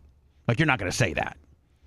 Yeah, I think one of the things you would say something along the lines of, we believe that this juror is going to show a bias because of their response that they've had experiences with law enforcement in the past, or whatever the reason. Whatever answer. Like the Texas, they said about one of them saying like how they couldn't convict a kid for under a murder or something like that. I mean that's immediately because that's what the whole trial's about. So clearly that person has shown that they're going to be biased because they've said already that regardless of what the evidence presents, they're not going to convict a child for murder. Right.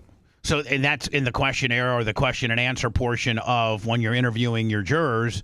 If a person flat out says, hey, listen, I just cannot convict a kid. I just can't. I can't find. Well, boom, that's a strike. And you could go back to your honor and say, well, listen, they already said that they couldn't even be fair and unbiased. That's inevitably, Brian, what you're trying to get them to say is I can be fair and unbiased regardless of my background, my ethnicity, what I've experienced in life. I can be fair, sit through this trial, listen to the data presented, and make a reasonable, come up with a reasonable charge or whatever. I can be fair to this person. Based on both sides, I can be fair. They just want the people that can identify themselves as being fair. So Carmelo Anthony's parents, they're now freaking out. They're saying their son didn't get a fair trial. Now, this has to be an appellate issue? Yes. And so is that what we're going to see next is an appeal? Yes. And that's what you're trying to build too in your case. You're looking for those moments as an attorney where you can have an appellate issue in the event you lose, because you that's in a personal injury case setting, which is what I do. That is sometimes how you are able to negotiate some sort of settlement or resolution post verdict that is more palatable. Even criminally? No, not criminally. Yeah. But on the personal injury side of things. But like criminally. So with this, how does the appeal process go? So they'll go to the appellate court with all of their issues for appeal, which they preserved if they made a Batson challenge and were given the reason, and then they've preserved that issue for the appellate court to rule on whether or not the state gave a reason under Batson that was acceptable. And you've got to look at the context of everything else. If the state's reason is, let's say, hypothetically, that, well, this person had prior issues with law enforcement before, or involvement with law enforcement, not even issues, involvement, because that's one of the questions they ask. Have you ever been a victim of a crime? Right. That sort of thing. Have you ever had a crime happen to you, right, and the police were involved? Right. What was your... So let's say they had 3 white jurors who answered yes. They didn't strike any of them, but their reasoning for striking 2 of the black jurors were that they had been previous victims of crimes, and they didn't think that they could be impartial in this case. Well, that's now an issue for the appellate court to look at and say, was that a valid reason to satisfy the Batson challenge? And so that's, for that particular appellate issue. I'm sure there are other appellate issues that they'll raise during the trial. But it fundamentally starts with the lack of, or however many strikes the state of Texas used of their preemptive strike they used on African Americans. That would probably where the Batson issue starts, correct? Yeah, and it's interesting too, because I didn't watch this trial and I didn't see this exact quote. This was paraphrased, but apparently during the closing, the state in their closing said, "Is this the neighborhood, the community that you want to live in where these things happen?"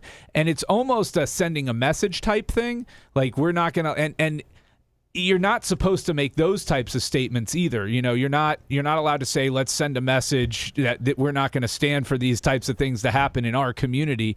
So that could be very well another appellate issue that comes up. I didn't hear exactly how it was said. It was paraphrased in the article I was reading. But that would almost be like what some people would call like a call to action. Yeah, well, you can't. Yeah, you can't say put yourself in this person's shoes. That's one of the things that you're not allowed to do. And you can't say, we're going to send a message. But I have heard closing arguments sometimes from the prosecution or the state when they're talking about a bad guy, and they'll say something like, listen, you know what? You need to come back with a guilty and show this person who committed this crime that we're not going to tolerate that type show of action. this person, not the community. Okay. You know, you're limiting it to the individual in that case. I understand. Yeah. So in that case, that would be okay if you said, hey, and show this person who committed this heinous crime that this sort of thing's not allowed. Yeah, but you can't say and send a message to all criminals. I understand. Yeah, that we're not going to put up with that in our neighborhood. You can make it a personal deal on the person that you're talking about that committed said crime. You can't umbrella it and make it a community issue. Yeah. So do you believe your son received a fair trial? Absolutely not. Absolutely not. Absolutely not. And we're going to keep fighting. We will not stop fighting for justice for my son. And as parents, have you all struggled with guilt, you know, asking yourselves, is there anything differently? I know, Kayla, you said you wish you had gone to that track meet. Is there anything that you both wish you could have done differently? I wish I would have just been rebellious. I was told, don't talk to this person. Don't talk to this person. I feel like it was just... Is that his dad? Yeah. Set up. Now, so they told us, go get white attorneys. Every black person I went to, white attorney. No white attorney, they set them up. Pushed them. Hey, here you go. I mean, no objections. It was things were smooth stuff because as a father of me being who I am, I got to make. Maybe as a dad, you should have instilled the fact that you shouldn't be carrying a knife in the back of your backpack, and if somebody's going to take a swing on you, that you should swing back and not stab them directly into the heart. Are you saying don't bring a knife to a shove fight? Yeah, I kind of am. I'm instilling in my son. Hey, listen, if a guy shoves you, lights out. You know, swing on him all you want. But you don't stab him in the heart. I mean, that's parenting 101 right there. No, I mean, I'm sure both of you are. I mean, I'm sure Walker's already had the talk, don't stab a guy in the heart. Of course. Don't bring a knife to Make sure she's straight. This mama bear. I got to make sure she's straight mentally because if she's This is Mama Bear, and I got to make sure she's straight. not straight, my house ain't straight. I'm not straight. Then so because I got the kids of the kids. I don't know if his parents make necessarily the best spokesperson for the necessarily their son didn't receive a fair trial. I think they could lawyer up with a very articulate lawyer and present their appeal far better than if mama ain't straight and the house ain't straight, then I ain't straight. I don't know if that's going to resonate with people that want to rally behind your cause. I'm just saying. It is with Mimi Brown. I was going to say they're going to get it. This is a different audience than you, Bubba. I understand. It's the Breakfast Club. But who are the what's the audience in the community that you live in, and the community that potentially is going to retry this case? That's their best case scenario is to get a retrial, right? Right. I mean, at the end of the day, their best day in court is to get this thing heard again. Yep. Where about? Well, I mean, people in your community are going to see how you navigate around your excuse as to why your son didn't get a fair trial. And I don't know that you two necessarily are the best spokesperson for that cause. I think that you could get a lawyer that could present this and not say that if mama ain't straight, my house ain't straight, which means this ain't straight. I got to make sure his mental health. I can't go back and forth with him right in there because his mental can handle it. The misunderstanding of what dad is trying to tell you. This ain't a daddy moment. Yeah, I don't know if that. I'm just saying. I don't know if I don't necessarily know if that's going to resonate with people that potentially might want to feel that you didn't get a fair jury. And I'm just saying it just to me is just another dividing moment we have in our country. Like everybody's divided on this particular deal, and it always seems like we always get divided when it comes to a white. An African American that's on trial always seems to be our big dividing thing here. This woman here, who's this, Lummy? Is this I don't know who this is necessarily. I'm not sure. First and foremost, now, I will say this real quick, Bubba, especially since we're so close to it. She's an attorney, Dallas attorney Thelma Anderson. Okay, I'm sorry, Brian. Go ahead. You remember the Curtis Reeves case, right? Yes. So is everybody on the same page here on the Carmelo Anthony case that, they're saying Carmelo Anthony's guilty? I mean, Curtis Reeves was acquitted of second-degree murder. The guy threw popcorn at him in a movie theater. That was the biggest bunch of bullshiz. I do not agree with what a jury or how the judge navigated through that case. That was not a stand your ground situation that they made stand your ground. As a matter of fact, I was just talking about that particular case with my friend Larry Plummer that visited down here because he passed by that theater, Lummy, and he said, "Hey, isn't that the theater where the old timer shot the guy?" And I was like, "That is I still don't agree with that, Brian. That old guy got away with what he did. I mean, I'm just he brought a gun to a popcorn fight. Right? Yeah, I mean, it's an example of the disparity, and that's why these stand your ground cases are so very difficult and volatile. It's the disparity of it. There was no physical contact in the sense of Ouster didn't touch Curtis Reeves. Chad Ouster didn't touch Curtis Reeves. He threw some popcorn at him and told him to shut up because he was complaining about Reeves was complaining about him using his cell phone. By the way, during the previews, and he was checking his babysitter to make sure that his kids were okay, and it was not during the movie. It was during the previews. Yeah, which is even more bull crap. Like a person should be able to check. Olsen, I said Ouster. It's Olsen. So Olsen should be able to check his cell phone and not disturb the old timer one row up when they're playing the previews. And now listen, I've been in a movie where people are on the phone and being disruptive, and it's during the movie part. I don't say anything. I just take it. And they got it wrong. Everybody got it wrong. That old guy should be in prison right now. He shot a guy that threw popcorn at him. Now, real quick, that's absolutely a great analogy. So Curtis Reeves is an old white man in that situation. So, and again, I'm not saying that the Carmelo Anthony thing was based on race or anything like that. But if you put yourselves in the shoes of a minority who's looking at this case and they see instances like Curtis Reeves where stand your ground was used far more egregious than in the Carmelo Anthony case, it would make you say, how is this fair when that guy gets off, but I don't, and two wrongs don't make a right. Curtis Reeves absolutely should not have gotten off of murder charges. We interviewed the wife. We had the surviving wife on, a week after it happened. Yeah. We had her in the studios and interviewed her. Did you know that, Brian? It's on Bubba Army HQ. Oh, wow. Yeah. We had, is it Olsen? Olsen. We had his wife in studio interviewing her right after this happened. And I don't agree with that at all. That guy should have been thrown out. That old timer should be still Nicole in prison. Olsen was her name. Is her name. Yeah, that guy needed to be in. I don't know how he won that. And that was a jury trial, wasn't it, Brian? Yeah. All under the stand your ground gimmick. Dallas attorney Thelma Anderson wants to pray for Anthony's family because they have been legally lynched for the last year. And they're calling the courthouse a slaughterhouse, as well as the family of the Metcalfs. Let's just hear this. First and foremost, the one thing that I would ask for people to do at this moment is pray for. This is an attorney from Dallas. For the Anthony family, because they have been legally lynched for the last year. I don't know that she's an attorney, is she? She's a creator of the public opinion court. It says Dallas attorney Thelma Anderson. Oh, it is? She is an attorney? I mean, it says right here. I could be wrong, but it says Dallas attorney. Why are they calling her a creator then? I don't know. Dallas attorney Thelma Anderson. Oh. So maybe they're wrong. Maybe potentially they're wrong. I don't know. And more so by this slaughterhouse of a courthouse, as well as the family of the Metcalfs. So the energy right now is very white supremacy. They have shown up to be the pigs that they display. I would hope that if you're an attorney, you could use maybe a little bit more She's professional. an attorney. She's a business attorney and entertainment attorney. She has no criminal experience that I can see. She's a former judge, according to her. A former judge? Yes, oh my attorney, God. Former judge, empowerment And she's speaker, calling serial people pigs. entrepreneur. She's calling people pigs. I mean, again, Brian, I think there's a classy way that the people that are on the Carmelo Anthony side could navigate through this.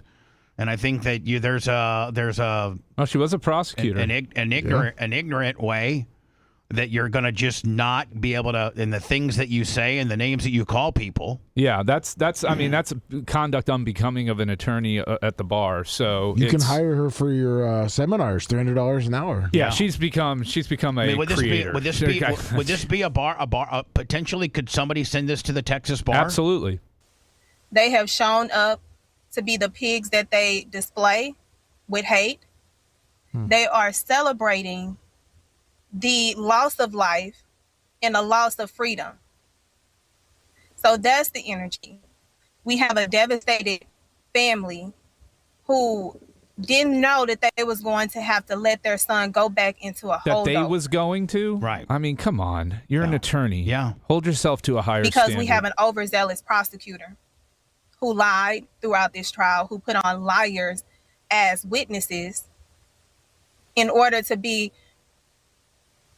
a saving grace for the white community. So Now, here she is doing the community gimmick.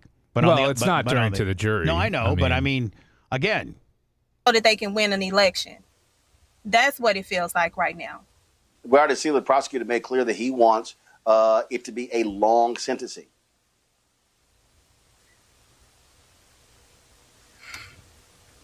What I heard from this man today is indicative of why it's important that it's people that look like us that are in courtrooms like that. This man disregarded human life the entire trial. He invoked race. He equated Dallas County as being the ghetto, opposed to Frisco being safe. They propaganded a photo of the deceased with black people around praying, saying this is community. They used us as a prop in order to pitch their lynching. This man has been known to be an overzealous prosecutor when it comes to us. He see us as what He see us. He see us. What was the It's just statement called masking, and she, I'm sure when she's in the courtroom, she puts on a different mask. I don't know. So now, no, this is performative. This is performative for Roland Martin. I guarantee you, when she's in her professional setting, she's not speaking in this manner. She's much more polished and buttoned up. This is performative because she knows Roland Martin Unfiltered has a certain audience, and that is what she is appealing to. The fact that they called her a creator instead of an attorney in the scroll there, Right. that tells you everything you need to know. free labor. That's what he see us as. See us as. So I'm not surprised that this prosecutor, who has unethical background, would get up there and ask for the max when he know that this was self-defense. He know. I don't think. Why do we not use S's anymore? He knows. Here's the thing. I think the family of Carmela Anthony could get better talking heads to Well, I don't think that they picked this woman out. I know, but I mean, even they, when they were interviewed, the mom and dad, they could have gotten their really buttoned up and polished attorney up there to speak on their behalf and probably score better with the community, the same community that's going to be on the jury pool on the second trial you hope will happen. I'm just saying. Just saying, if you want credibility, you should, I don't think that this woman's a dumb woman. I think she's probably very intelligent, and I'm sure she was a good lawyer when she was lawyering. Rather than being a creator and social media person. It looks like she pleaded guilty to a PPP loan fraud. In 2024. Oh, well, A lot of them do that. Is that why she's not a practicing attorney anymore? Yes. There was a lot. So I was right. She's not an attorney. Correct. Well, yeah, she's a former attorney. Former attorney. And there was a lot of people that defrauded the PPP. Like that was a big whodunit in itself. And I think wasn't the Crockett woman the Congress lady from Texas? No, I think it was one from Florida that got Jasmine Crockett. I don't think was PPP fraud. Yeah, is Jasmine Crockett still a thing, or did you? No, she lost. She got primaried by Talrico. Oh, she did. Yeah, Talrico She is came running out. for Senate in Texas. She came out and talked about the case. Crockett. Yeah. Oh, you did. Can you give me Yeah, her? I'll get that, yeah. All right. He's hit the rattler. What comes next? We can only guess. The Bubba the Love Sponge Show returns after these words.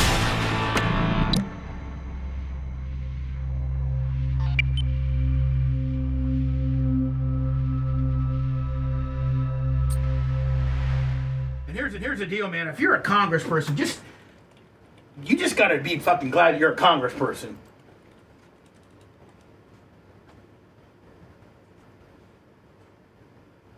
Oh.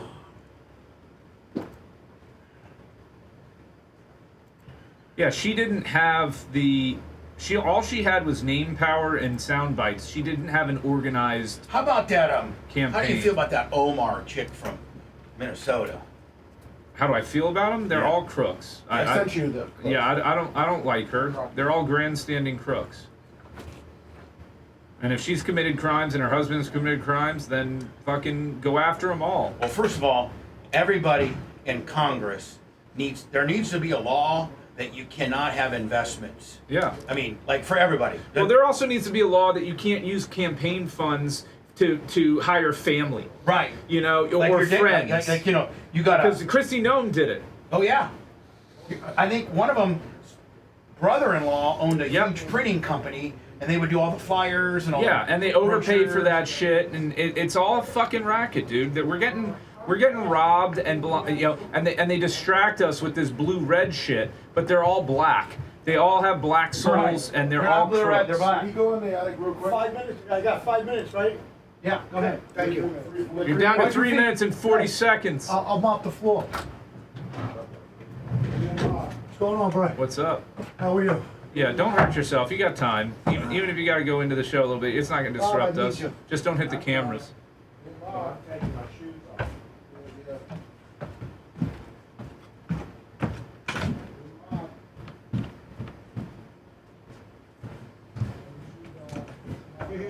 Here, I'm just going to hand it to you. I got 76 on.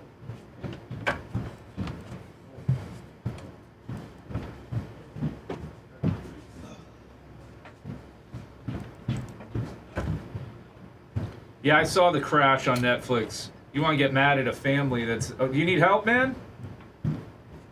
You got it? Got it.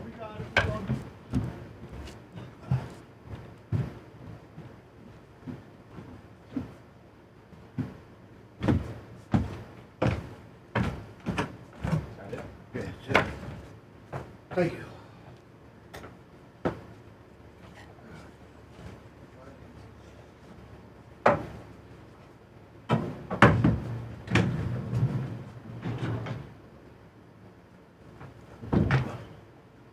Cool. Thank you.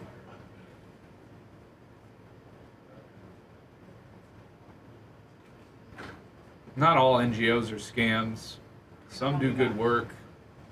2 minutes left. I don't mind, going after the ones that are bad and waste the money, but as the screwworm epidemic is showing, sometimes those ones that seem silly were actually doing a good service.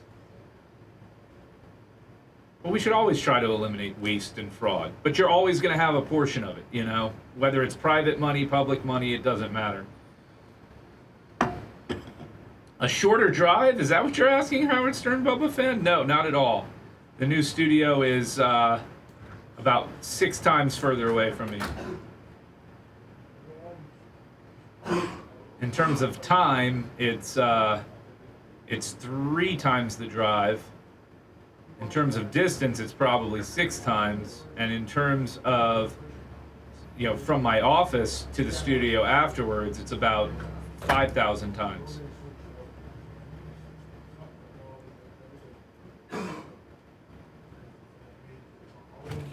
Oh, yeah, it's not a big deal, though.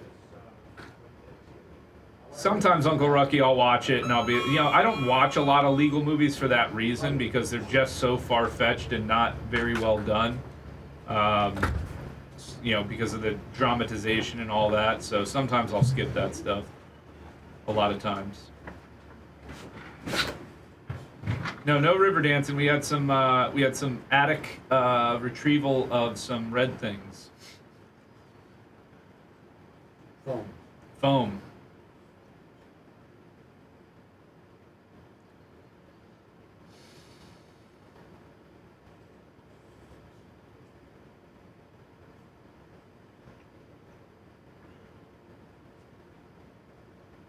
My Cousin Vinny's a good one. I like the comedy ones. Those, because they don't pretend to be serious dramas.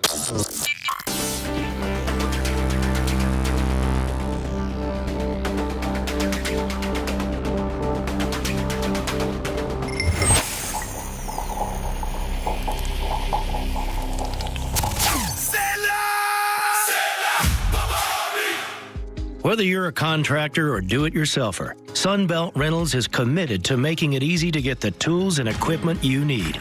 With a vast network of locations across the U.S. and Canada, no one brings more yes to your project. Our broad inventory and dedicated team of experts makes equipment rental absolutely available, positively reliable, and unquestionably easy. Visit sunbeltrentals.com to reserve your equipment or find a location near you. Time to man up. I gotta poop so bad. Man up and be brutally honest. And you're calling me crazy? Or I'm gonna kill you. We now return to the Bubba the Love Sponge Show. Before we get into a couple different things, including Bill Gates, that I think, did he testify in front of Congress yesterday? Yeah, saying that he's regrets ever. What's that? Let me. I can't quite that hear he you. regrets ever meeting Epstein. Hello. You seem a little muffled today. His mic didn't even sound on. Yeah, you're drunk. No, I'm talking That's the same. better. That's better. Yeah, that's better. Because you were like Lasker talking, where like sometimes he's inconsistent in where he puts his mouth. No, my mouth has been the same place all day today, and it's always to the side, like it's you always ask on us Bubba's to. butthole. That's right. I put it right to the same side. All right. So when did Bill Gates testify? Because he's like saying like Epstein tried to blackball him and all that kind of stuff. Yeah, he said it was his biggest regret ever. When was that? Yesterday. He actually got rang up right in front of Congress. I'm trying to see if there's video of it or if it was a non-video. Carmelo ended up. By the way, this is the Crockett. Is it Jasmine? Jasmine Crockett. Jasmine Crockett. You'd hit that, Bubba. Yeah. No way you wouldn't finally Macho, get a piece can you take that down? of sexual chocolate in your life. You would. 100%. Carmelo ended up stabbing, puncturing. I don't know what this tool was that they talk about. It was a knife. Knife, or some refer to it as a tool. I mean, does it matter if you kill a person with a screwdriver or you kill a person with a knife? I mean, does it really matter? That's like saying you killed a guy with a 22 instead of a 45. It was actually a Bubba Army knife. Well, they say because it had a flashlight on it that it was. But I'm saying, like, I mean, so you could see where you're stabbing in the dark. I mean, like, if, like, again, you take a stab in the dark here. No, you won't. Not with our new light knife. See when you want to make that fatal chest blow. I've hit Austin one time, and it was about where he hit him. One time, 2 inches. This wasn't someone who said, "Hey, let me stab you 5, 6, 7 times." And so when you're looking at, listen, I think that Carmelo Anthony could get potentially an affluent African American, a well-versed and great defense attorney to be the spokesperson for their family and their possible appeal process, and have all these other ignorant people. Oh, she did fine there. She wasn't ignorant. She didn't say axe and leave off S's. But and I mean, said she's ignorant in the fact that she's trying to make it okay, it's a screwdriver versus a knife. It doesn't matter. You killed the guy. No, she said tool because it had a flashlight on it as well. the punishment range, there's a reason uses than just as a device to cut. in Texas that it goes from 5 to 99 or life, because you are looking at how intentional, like how bad was this? 35 years for a kid? I mean, now, let me tell you how bad it was. The guy died. I will say this, though. She does make a valid point in that he did not stab him multiple times. It wasn't like he got on top of him and just went to town. It was one very unfortunately placed stab. I'm sorry, I only had 3 beers. Well, no, but she's talking about that in terms when I vehicular manslaughtered, killed somebody, and I was DUI because I was a .08. That should be any different than a guy that blows a 3.4. It is, though. That's an aggravating factor. Your level of intoxication. Okay. Number one. Number two. She's talking about sentencing. She's not talking about conviction. She's saying if you're going to convict him, maybe he doesn't get as harsh of a sentence. Well, maybe he gets 35 years with the possibility of parole after 17. That seems reasonable instead of the 99 to life. I'm just saying, like I'm like it could have been worse. What were the sentencing guidelines? Apparently somebody in chat, and I haven't verified this, said that that his family and him turned down a plea deal that would have gotten him between 5 and 20. Well, and decided to go to trial on it. So I mean, it seems like that the 17 aligns with that. It's on the stiffer end of that plea deal. right? I mean, 5 to 20. Well, it's 35 with a chance, the possibility of parole at 17. He was sentenced to 35 years. How intentional, like how bad was this? 35 years for a kid who had decided to go under a tent that was not his team's tent as it was raining, and simply didn't want to be put out in the rain by some random kid that he didn't know who was larger than him. Listen, a lot of people don't know what it is to live as a black person in this country, but just like you can give the benefit of the doubt to so many police officers when they go out and they shoot some black unarmed person, even though they are trained. You mean like the George Floyd guys who are spending I don't know how many years in prison? Yeah. Let's talk about that. You mean that? When a lot of people say that George Floyd would have died with just what he had in the toxology report that he had. Toxology. That he had lethal levels of illicit drugs in his body.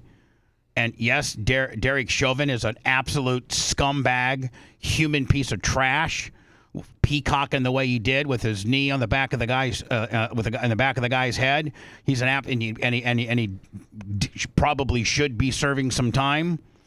I don't know if he killed the guy necessarily, but there's justice on both sides of the way this thing happens. The fact that there was little to no mercy seen or humanity seen when this black boy said that I was scared. So if this were a white boy in his exact same position, you don't think he'd get a 35-year sentence? I would guarantee you it wouldn't have happened. I don't even know if he would have been convicted, because if a white boy would have said that they were afraid of a black boy, something tells me that Man, what year are we in? I mean, what year are we in? Are we in 1962? Man, can you racially divide us more than you guys already are? Like, draw a definitive racial line in the sand. I mean, talk about just not healthy for us in any way, shape, or form. And I mean, at the end of the day, you got to respect the process, and the process is going to be appealed. And maybe there were some missteps in the process, and that will come out. But I mean, these are this now, of all the people, Brian, that has spoke, this is the most powerful person so far to give her opinion with regards to this situation. This is a congresswoman. That's not a state, but it's a federal. Represents the state of a district in the state of Texas. She's a lame duck. She's out at the end of the year. But I mean, her words are pretty powerful. This woman's words are powerful. a jury that didn't have. And she's race baiting, saying instantaneously, we don't know the outcome. You can't speculate what would happen if the roles are reversed and the stabber was a white guy and the victim was a black guy. We don't know. Right? We don't know. No. Any black people on it, they would have believed him in his feet. I want to make sure. I think I maybe spoke over something kind of important. I'm going to talk about this. If he would have been convicted. Because if a white boy would have said that they were afraid of a black boy, something tells me that jury that didn't have any black people on it, they would have believed him in his fear. Well, there's so many different opinions on this case. I mean, even your Republican colleague, Randy Fine, I mean, he's saying that he should get the death penalty. Your take on that? Again, racism. Man, now, that's a word that people are just kind of throwing around, but that's a very, very powerful and, very bad thing to tag on somebody. Racism. Especially the judicial system. That's calling the judge racist. It's calling the prosecutor racist, which at the end of the day, that's the bad guy. Focus on him. Yeah. Don't focus on the jury. Don't focus on potentially on the judge. Now, I think they did bring up was there ever a story, because Brian, they did bring up the preemptive strike, no African Americans on the jury. That's why you were vacationing. That was last week, and that was a thing.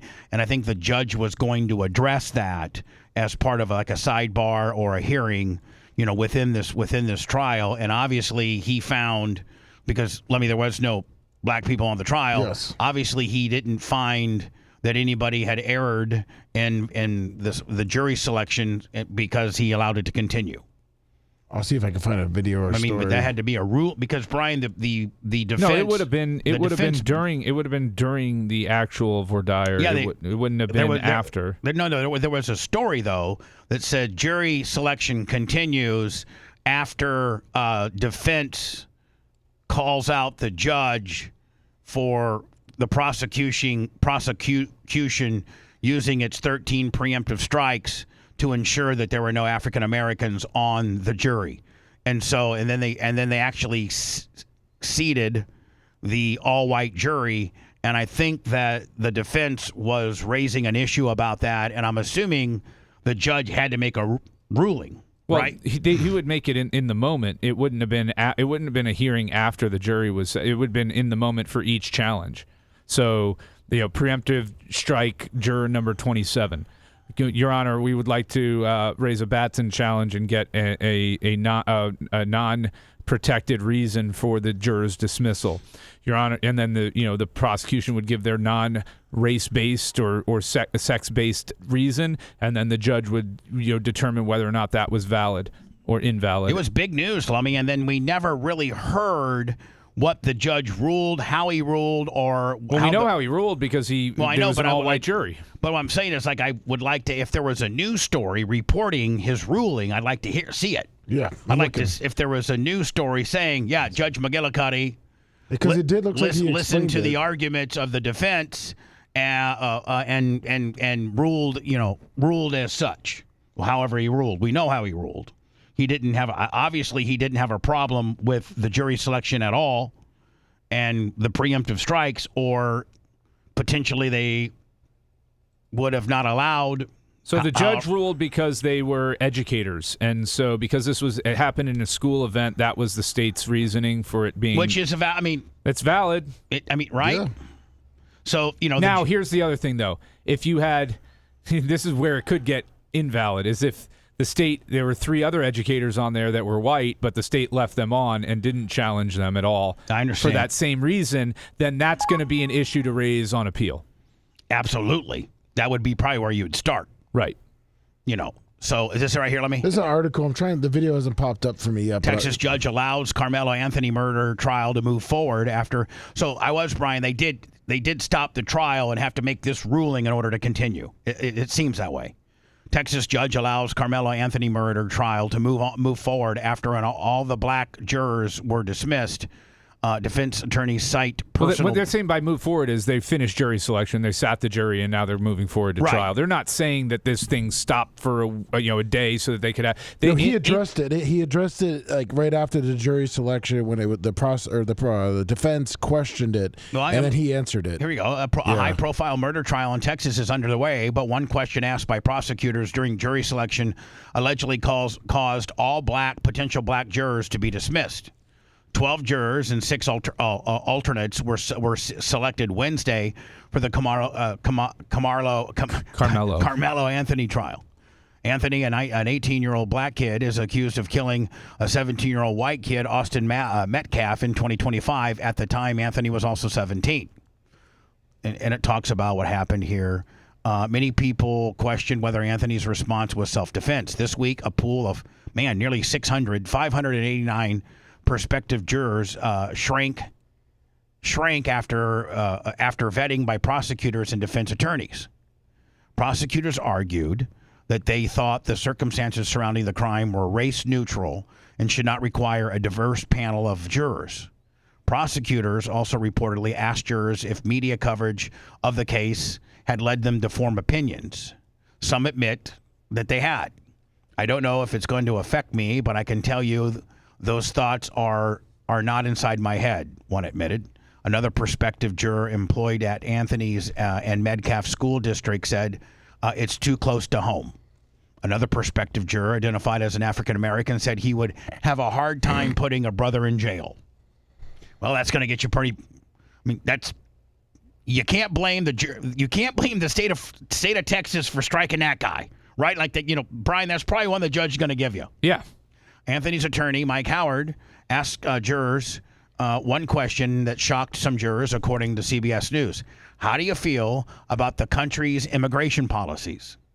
CBS News reported that several of them refused to answer it, saying it's irrelevant. Both the prosecution and defense were allowed to okay, so they had 10 strikes. For the prosecution, Assistant District Attorney Dewey Mitchell asked potential juries if race could affect their ability to determine guilt or innocence. Fox 4 reported a handful of people said it could be for a variety of reasons. The prosecutor told Fox 4 that he never had this kind of conversation about race with a jury in his entire career. Opening statements begin to set on Thursday. So yeah, it wasn't a big hubbub. It was just in the moment. Yeah. Trans public defender wears fake breasts to appear in Seattle court while representing a far left activist charged with disrupting a council meeting, kind of like what Alex would do, right? Yeah.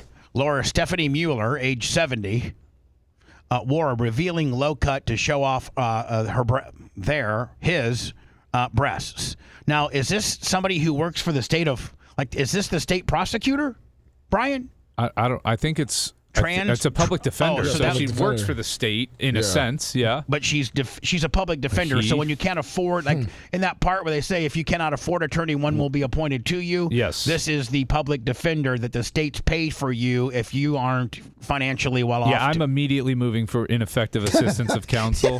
Immediately. Okay, let me check on that. Yeah. So we were talking A6, A4. Oh my God. Can you imagine? And Brian, it's my understanding that you really can't. I mean, like the state of they assign you a public defender, and you have to pretty much go with that unless you just bring up the issue of what you said, ineffective counsel, or right? Excuse me, I'm a ma'am. Okay, let me check on that. Yeah. So we were talking A6, A45? Yeah. That works for me. All right. Do I need to sign anything? No. I'm just out of here. I mean, is this a clown show? I mean, could there be a point, Brian, where Your Honor goes, listen? It's a nice courthouse, though. But could Your Honor say this is a clown show? No. You gotta be careful, but especially in Washington, right? Yeah. Well, did you see the chest? It's inappropriate to have hard fake nipples on your fake breasts that Brian, you're wearing to court. So let me ask you a question. Let's say the judge, genuinely like a Chet Tharp or an old school guy, had a problem with the way you're presenting yourself in court. Like that'd be like you walking in a tank top and flip flops. I mean, there's just respect to the court, protocol. There's just, again, it's called respect to the court, and that's disruptive and could potentially sway people to make could Your Honor maybe not publicly chastise that person, but say, may I see you in my chambers, or do a sidebar off the record and say, listen, I appreciate what you identify as. I have no problem with you if you're transitioning and what you're trying to do, but you genuinely cannot walk. I would not allow a female to walk in that way. You have to respect the court and what you wear. I'd have fun with it if I was the judge. I'd be like, we're not going to drag this case on any longer. We're now going to transition to opening statements. But I mean, could a judge, have that conversation with an attorney? I would have a clearly posted dress code that would apply to everybody and not single this attorney out, and then I would just point to the dress code that she was violating. No exposed nipples. Yeah. No. Yeah. My comment about my client. Yeah. I just met her. She's really nice. She's really smart. She sounds like she's got the right idea about things. I really support what she. Now, Lummy, those are not real boobs. Those are prosthetics. Oh yeah. Right? Yes. That's not real. Yes, correct. Those are like what we used to wear when we first started Twitch, and we thought we needed to be hot chicks. Yes, that's what she has on. Fabulous. How about that? God, she's accused of, what is it, criminal trespass? In the first degree, yes. Is she innocent or guilty? She's innocent, of course. She's innocent, okay. Well, she's caught on video being arrested and protesting and allegedly protesting in front of. So I'm trying to get all sides. So my client has pled not guilty. My name is Stephanie Mueller. I'm in the directory for the Washington State Bar Association. You can look me up. Okay. Stephanie, thank you for your time. At this point, your client is being arraigned, though. It's all just happened. Her hearing is over. Got it. It's done. All right. Do you know when her next court date is? I do. Do I'd like to maybe just keep tabs if they're. I just want to see you in action. I want to see. I want to see you in action. The fact that Stephanie is not realizing what this is about, or maybe realizing what the guy's motive is, that it's that's the motivation. I think that's the case. She enjoys it, or he enjoys it. I think they look pretty good for 70.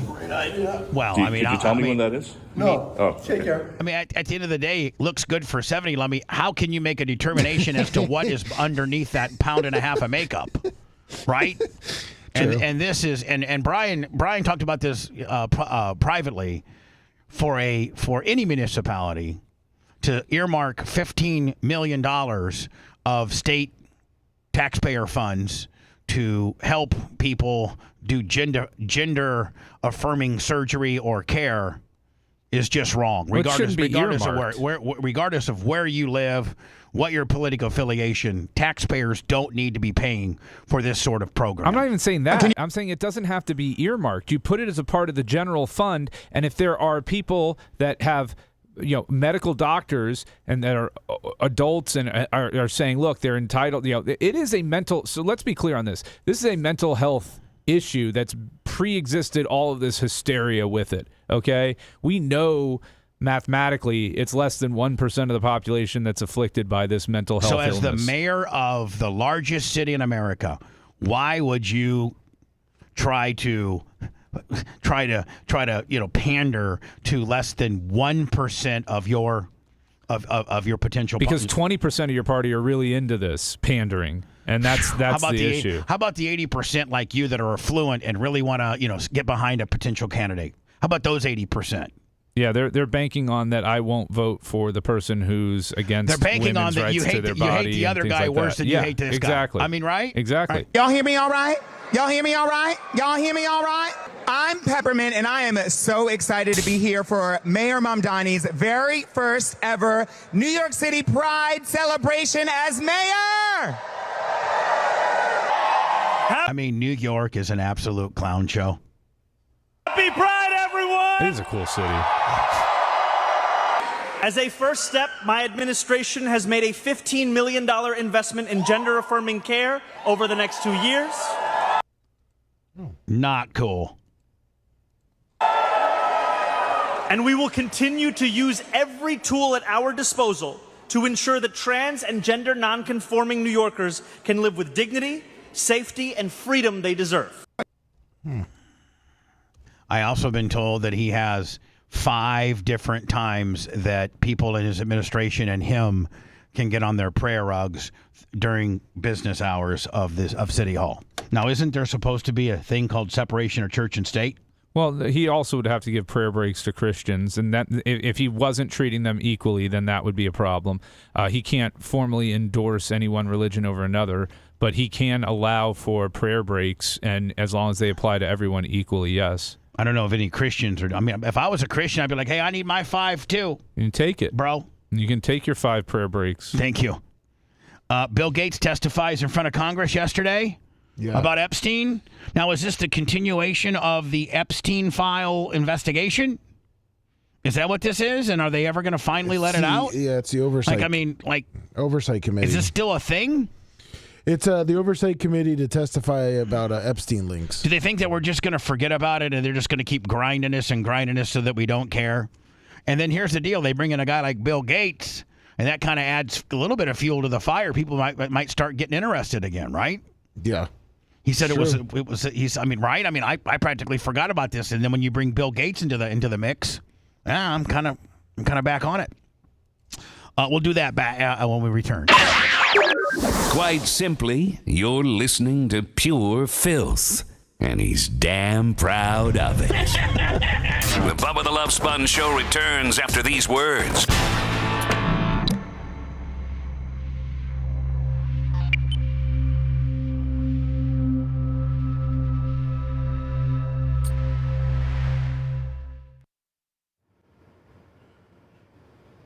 Gosh, Brian.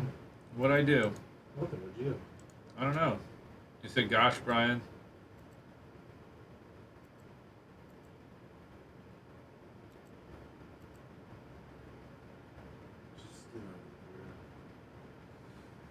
Your positivity outlook of the What's your positive outlook on the Bulls season this year? Oh, undefeated. I mean, you The want to know schedule- hold on, the schedule lines up for sets that. up for Yeah. it. So if I'm being realistic, what is their ceiling? Undefeated. What is their floor? Better not be more than 3 losses in there. Better 10-2 should be as bad as it gets. 9-3 would be a pretty bad season. So you and I are in agreement. Yeah, I mean the acceptable outcomes are between 10-2 and 12-0. I was thinking, I was like, well, because I text my friends that have season tickets too, and I'm like, because they're like, oh, hey, these games, blah, blah, blah. I'm like, wow, what a schedule. Guess we're going undefeated, but not going to be taken serious. Well, if we go undefeated, we will make the college football playoff. But it's still, as long as there's not another undefeated group of 16. I just can't believe how pathetic it is. Who's that? I mean, they were supposed to have Alabama, so in their defense, it was supposed to be a tougher schedule. Yeah, one game doesn't. I mean, they got to have a little bit harder. I mean, Bowling Green, FIU, Army, Delaware State. I mean, give me a fucking break. Is it pathetic? Yeah, Kent State. Well, I mean, they're going to go undefeated, aren't they? That's what we were just talking about. I mean, a mediocre season would be 10-2. A bad season would be 9-3. That's a bad season. Yeah, with this schedule, yeah. and With the this talent that they have. schedule and the amount of money they spend vis-a-vis their competition. Did they get a new coach? Brian Hartline. Who's that guy? He's at Ohio State. He's Former an NFL wide receiver. Oh, really? Yeah, one of the best wide recruiting coaches in the country. Yeah, he's a really good. Is he an Ohio State guy? Yeah, he's a good hire. He brought who's the defense coordinator? Yeah, but here's the deal. He'll just get, as soon as he does good, he's gonna get plucked out of here. Well, hopefully not. They're paying him a good amount. And then I think Laurinaitis is the line defensive coach. He was from Ohio State. Yeah, their non-conference schedules: FIU, Delaware State, Bowling Green, and Kent State. Well, they're gonna win all those. No, Army is American. Are they not? Yeah. Yeah, but hold on, don't sleep on Army. Was it what's the Army or Navy that was good here last year? Navy. Yeah. Army always has a couple because they play the Coast Guard and the Space Force. What was the year that Levitz had him at number 2? 2007. And then he fucking choked against Rutgers. Well, they didn't choke against Rutgers. They got fucked over by ESPN and illegal forward propulsion, a call that's never been made again. Yeah. What, Brian? Illegal forward propulsion. What does that mean? Well, they were scooping up a blocked field goal. And as they were scooping it up, literally the guy from Rutgers comes and hits our guy's arms, and the ball goes flying out of his arms forward towards the USF, the Rutgers goal that USF was trying to score on. And USF picked it up, ran it in for a touchdown. Instead, they called illegal forward propulsion on USF because they never actually possessed the ball. It gave Rutgers the ball back and took a touchdown that off the board that would have made it a 10-point USF lead, I believe. I was at that game. I've never heard, Brian, I've never heard of that call in the history of my life. And Graciano was losing his mind on the sideline saying that USF does this, and he had told the coach, the refs about it before the game. Yeah, he was saying that was a play that the USF practiced, which it wasn't. It was bullshit. You'll never hear that play ever. You never hear that call ever again, Bubba. It was that game, then UConn.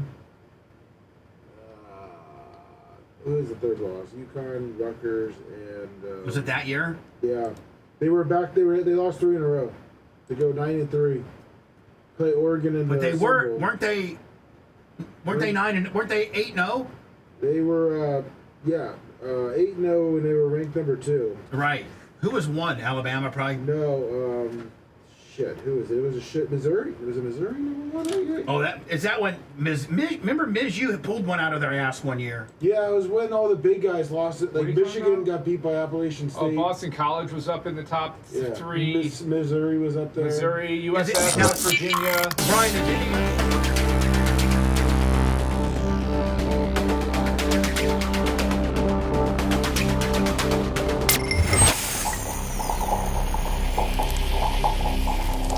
We are the only only show that can talk about nothing. The use of all Bubba-isms is prohibited without the express written consent of Bubba the Love Sponge. This is not staged. It's not nothing. It's very scientific. It's not in a killing mood. Right. The Bubba the Love Sponge Show. We were just talking a little college football here. And my IU Hoosiers.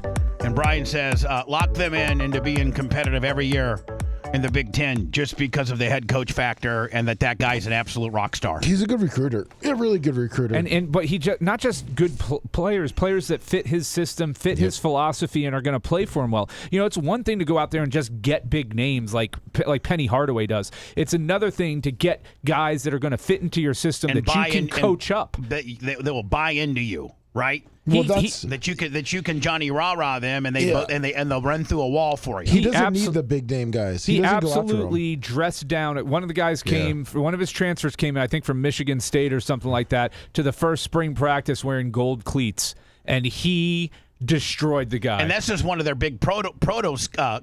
I mean, this is one of their big portal call scores, wasn't it? Yeah. Yeah, I'm just saying, but this guy was highly heralded as a portal gimmick, and he came out. I remember seeing the story. He came out wearing these flashy gold cleats, and being a big portal guy who just transferred. And I guess he dressed him right, just killed him, right? Yeah, he just absolutely dressed him down. I mean, this guy went 52-9 over 5 seasons at James Madison, has gone 27-2 over his 2 seasons at Indiana. He's just a winner. He's a winner. My head coach at my high school at Warsaw, Kevin Westover, played for Lee Corso at IU, and this was like in 77, 78 when they were god awful, and he was the and if you know anything about high school, have you guys ever heard of Massillon out of the Cincinnati area? It's called Massillon, and they're an absolute high school powerhouse. He was the starting quarterback for the Massillon Tigers for either his junior and senior year, won a state championship, got recruited by Lee Corso, went to IU as potentially a quarterback, and he was too big, and they moved him to tight end. And so, he was an IU alumni, and they're so good to their alumni, Lummy, that no matter what year you graduated, he shows me these pictures, and is it Signetti? Is that his name? Signetti. Signetti treats these guys like whatever they have all access to the locker room. If you played for that program, no matter when, they treat you like royalty. My buddy Grant, I was doing the sports show with, he went there for 1 year. He got recruited, or 2 years, because his red shirt, and he still was able to go back, tour everything. They give you 2 season tickets. I got to think that those season tickets are far more valuable than they used to be. Oh yeah, they used to just throw them away. The Memorial Stadium is not. I think it's maybe 64,000. It's very undersized. I mean, what's the big house at Ohio State? 108? 109. 100. Yeah, and what's Michigan? 108.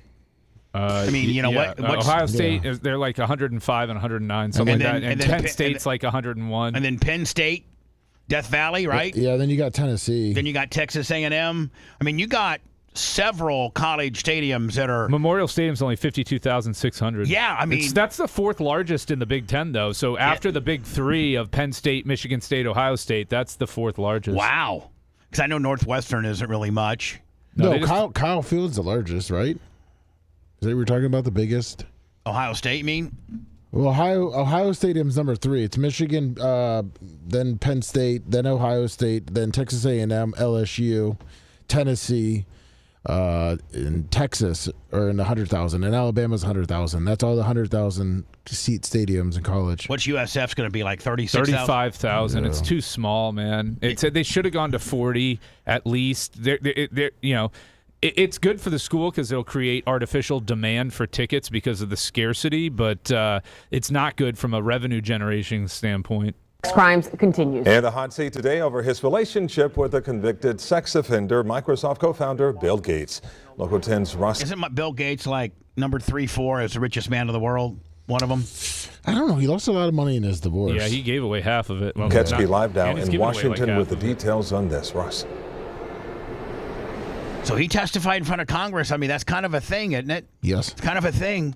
Well, good afternoon. Lawmakers stepping out of that closed-door deposition in the last hour or so say that... Now, Brian, why wouldn't this guy tighten up his tie a little bit? Like, why would you leave that little bit of hanging gimmick right there? Yeah, it doesn't look great. No. Gates has so far been answering all of their questions thoroughly, and also that Gates pushed back about his relationship with Epstein in the 2010s.